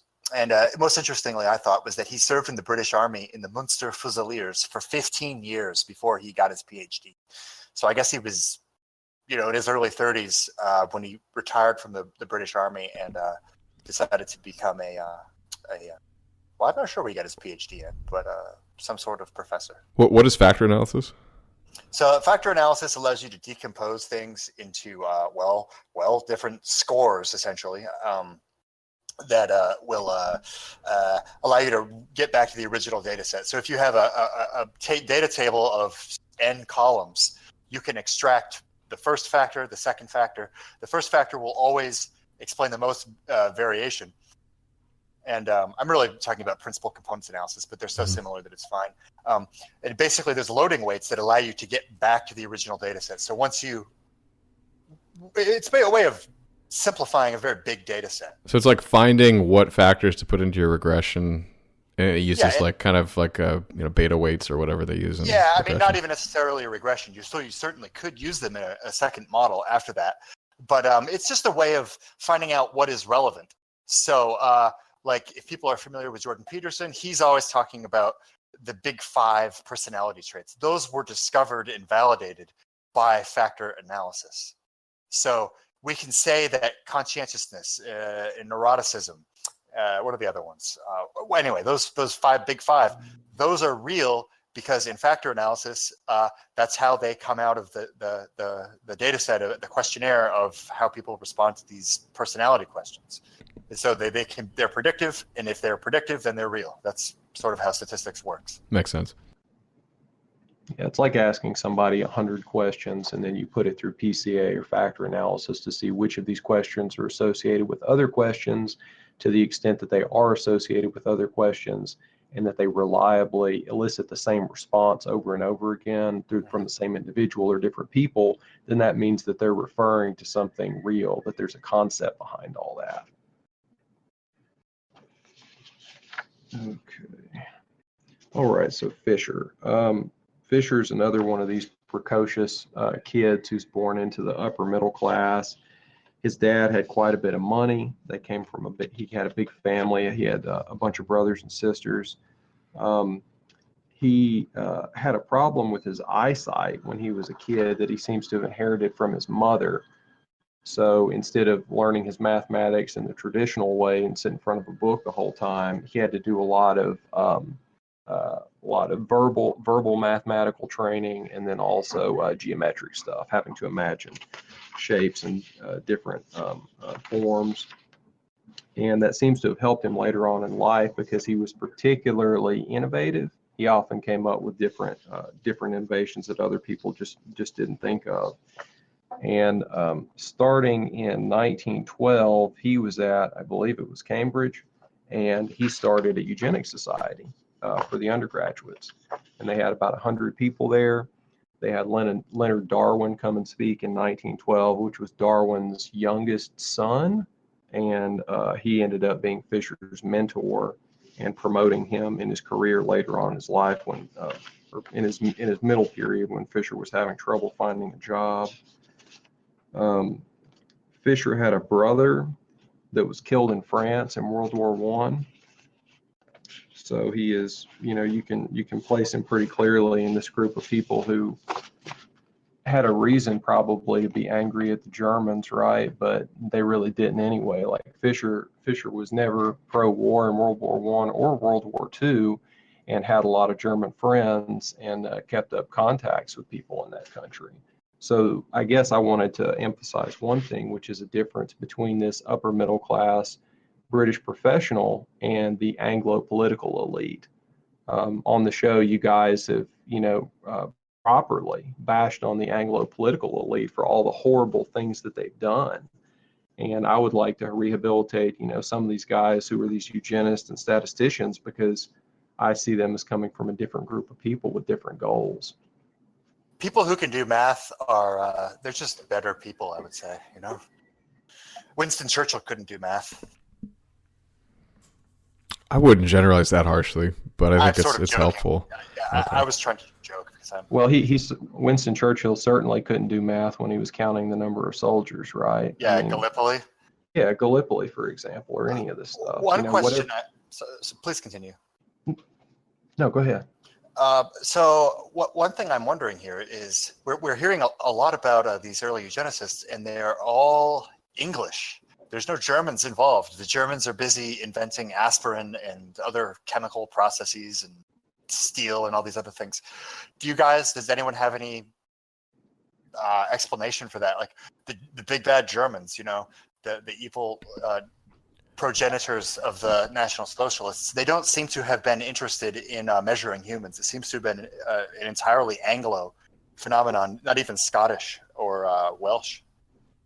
I don't know. I'm just going to make a quick shoot from the hip guess here. I think the Germans were probably more of a flat society. So this sort of concept of the elite didn't come up as much.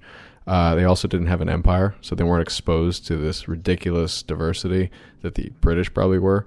And it probably just didn't occur to them as much as it would in somebody like Darwin, who's traveling the world and seeing all these different people and part of this very heterogeneous empire. Well, there's something to be said for the ways in which living in a mercantilist, capitalist society influenced the types of thinking that Darwin would go on to do. Right. So, fun fact, there's a really interesting kind of contrast between how the Brits and the Germans did things like chemistry and dyes.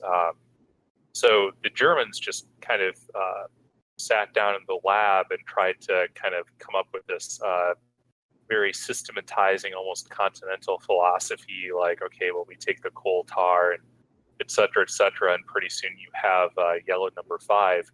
The Brits had as official part of state policy that every British warship or every kind of British naval vessel, period, they would have a staff botanist or biologist of some sort to go and look for any sort of useful plant or animal that you could maybe bring to a different area and set up a plantation or get a usable dye out of, or something that would make good livestock.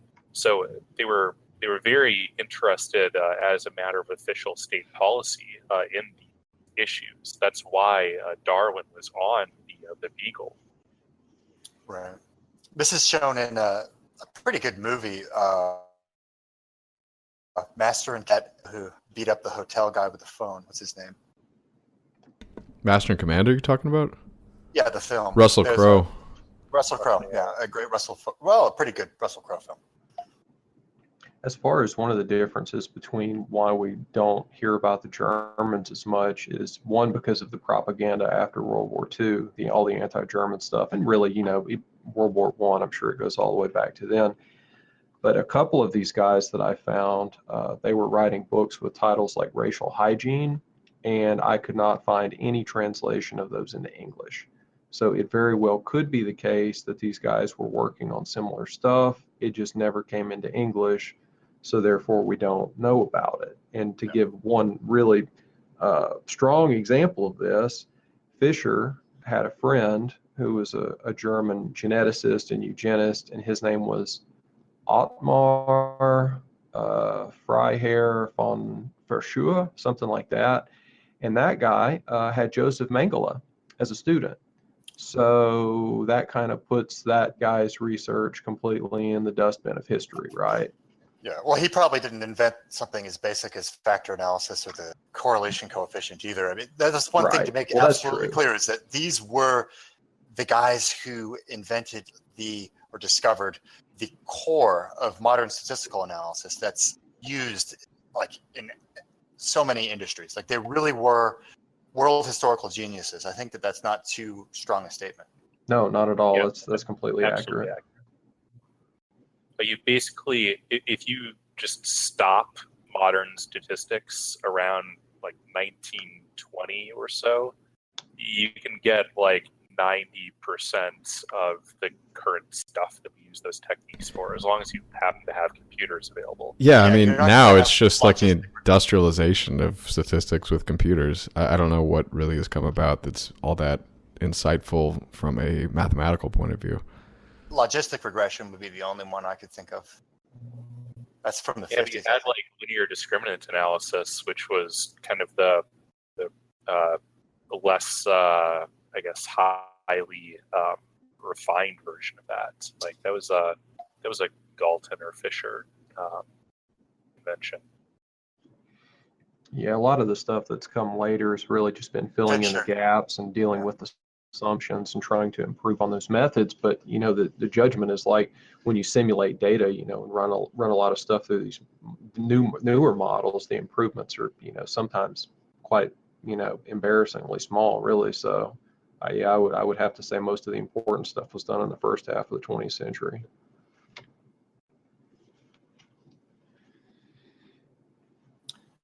Anything else? We're kind of getting late into the show. Maybe we should sort of attempt to bring it, I guess, into the more modern era. Yeah, if I could just wrap up with Fisher real quick, a couple of things. So a lot of people in the British British academic statistical establishment were engaged in either code breaking or some other kind of stuff during World War II.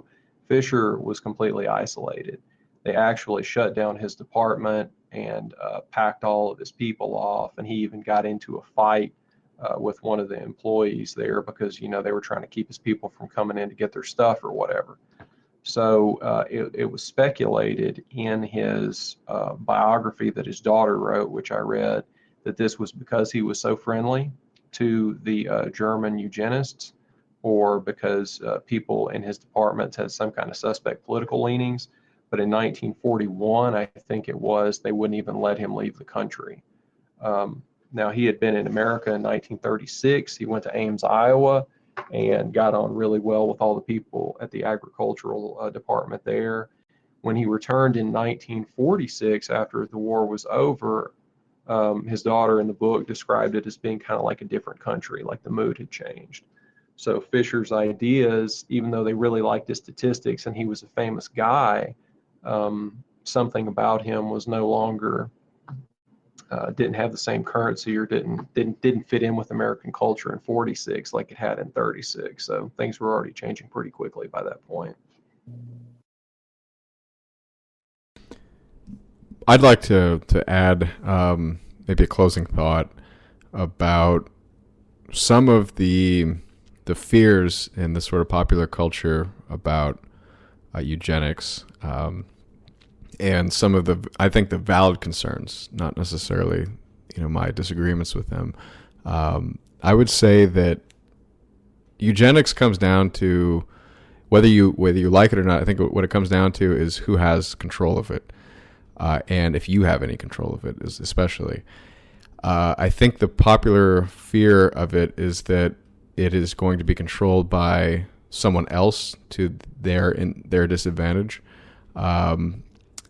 At the same time, I can also see movies like Idiocracy portraying absolutely no concern paid to eugenics and seeing a lot of people supporting the argument of that film that if you let current trends continue, things will spiral out of control, where we're literally sitting in front of televisions with feeding stations in front of us and pressing giant buttons all day, and not really able to barely survive in terms of an industrial society. But one of I think the most poignant films to come out about the sort of other side of eugenics that might be sort of disturbing is the film Gattaca, which describes a very cloistered, cannot go off the rails society that has no room for any diversity of any kind. And it's portrayed in a way that is sort of interesting because I think most, if not all, the cast is sort of white. I don't remember any sort of racial diversity, but it's kind of like there may have been an Asian person or something, but it was basically you don't really have too many non-Asian minorities in the film, from what I remember, and it portrays a kind of streamlined 1940s aesthetic where everything kind of looks like maybe it was written by Ayn Rand, and everybody's in polished boots, and they don't have very much room for individuality. Everything from birth is decided, and if they are deemed unworthy, they are shunted off into a corner where they're never allowed to do anything. And this obviously goes against the sort of liberal notion of giving everybody equal opportunities. This is sort of the opposite of that. But it raises an interesting case where the main character breaks free of that system through sheer willpower and sort of points out a few contradictions in the society that I think some people at the end of the film kind of come around to agreeing with. And I think that's where I would sort of see as a downside of eugenics, where you have a total authoritarian system that has no room for any mutation. Basically, nature allows for experimentation, and it selects the best elements of that. And I think that would be a more rational approach to eugenics. But the way it's portrayed in the film is that basically the scientific totalitarian regime controls every single second of the movie, and it doesn't allow for any change. And I think what that does is it limits your upside. Not only the downside, but it's just your upside is basically this railroad track that I mentioned before. So I think that is a valid critique of where this could go. We've never really seen it, but it's sort of conjuring up images of sort of this totalitarian system that is very kind of iron fist with a velvet glove over it. It doesn't portray itself as this authoritarian system, but it's very obvious that the system is there. And I think we might have some of that in some ways today, but it's much more subtle and seems to be much less effective than at least the movie was portraying. It's a great movie, and I mean, we could quibble with how realistic the plot is. We just don't know because we don't have these embryo selection technologies in place yet. But I mean, there has to be a golden mean, where we're not at the absurdity of Gattaca, but we're also not at the absurdity of today, where we're in like James LaFawn's Baltimore, where these women are having 5, 6, 8 kids, and they're living off of the state. Like that's insane. Where we're paying 40% or 50% tax rates, yeah, we're veering way closer to Idiocracy rather than having Uma Thurman, in Gattaca. We don't need to sterilize all these people. I don't think to even necessarily give out like Norplant injections. We just have to find some way. Go ahead, Hank. Put on your bow tie, and I think we might have donned it at a few earlier points, but just stop subsidizing it. Like that would be an excellent kind of 0 to 1. Like if you can't afford for children, then perhaps it is for the best that they not be subsidized. Yeah, but if and this is the Mitt Romney quote that got him in trouble, but if 51% or 53% of the population is benefiting from those subsidies, they're never going to vote for that. So our system is not set up to make that happen. Well, that would require that the voters are actually in control, and I think that we pretty much understand by this point that they're kind of being led around by this oligarchy, which unfortunately has we've got kind of the opposite of the Gattaca situation, in which they have negative, or not really the opposite of Gattaca, but sterilizing or euthanizing the disabled people, that's negative eugenics. What we've got right now is positive dysgenics, where it's actively being encouraged. And if we could move one step either way in that 2x2 table, that'd probably be a better thing for us. My take on the race science stuff is, like, I see this as useful facts to understand about biology, but I definitely lean away from an overly biological view of race. I think that race is better understood with a spiritual component as well. Well, that actually raises some interesting questions. Like, if you had a eugenic policy, like if you're on welfare, you have to be on a Norplant injection until you're not on welfare. Would you sort of grade in a curve for races that have a lower mean? Because, I don't know about you guys.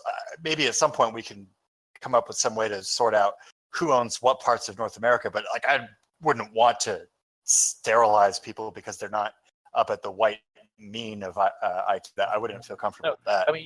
This is like the canonical kind of Prague failure mode that you sort of in order to prevent a policy, you extrapolate it to some ridiculous conclusion. Like, particularly when you stop doing something harmful. Well, what's next? You're gonna murder the inferior? Like, no. Like, you can just reduce the size of the welfare state. Full stop. Like, it's fairly clear, like, what effects that would have, especially if you concentrated on things that you had like a notable effect on fertility. Like, there's enough municipalities in the U.S. that you could run like controlled experiments on the outcomes of these things. That happened in Colorado. They were running the failure mode of all of these things is that, like, you're not willing to grapple with the idea that there might be a problem here. Yeah, I'm not sure about the utility of doing any more research or experiments or anything. People basically understood what was going on 100 years ago, right? We can read this stuff and it makes sense. So the question is, how, at least I want to know, like, how we can show this to other people who are the bow tie libertarians who haven't yet gone all the way, or, the basic conservatives or some kind of stuff like that. How can we, pull them a little closer over to where we are? And I try to do that every now and then, but I'm not sure if I'm making any progress with people. I've reached the conclusion in my own life, at least, that it may not be worth your time. I think your time is best spent essentially living by your philosophy and showing results. And I think if people are wise, they'll follow. If they're not, they deserve their fate.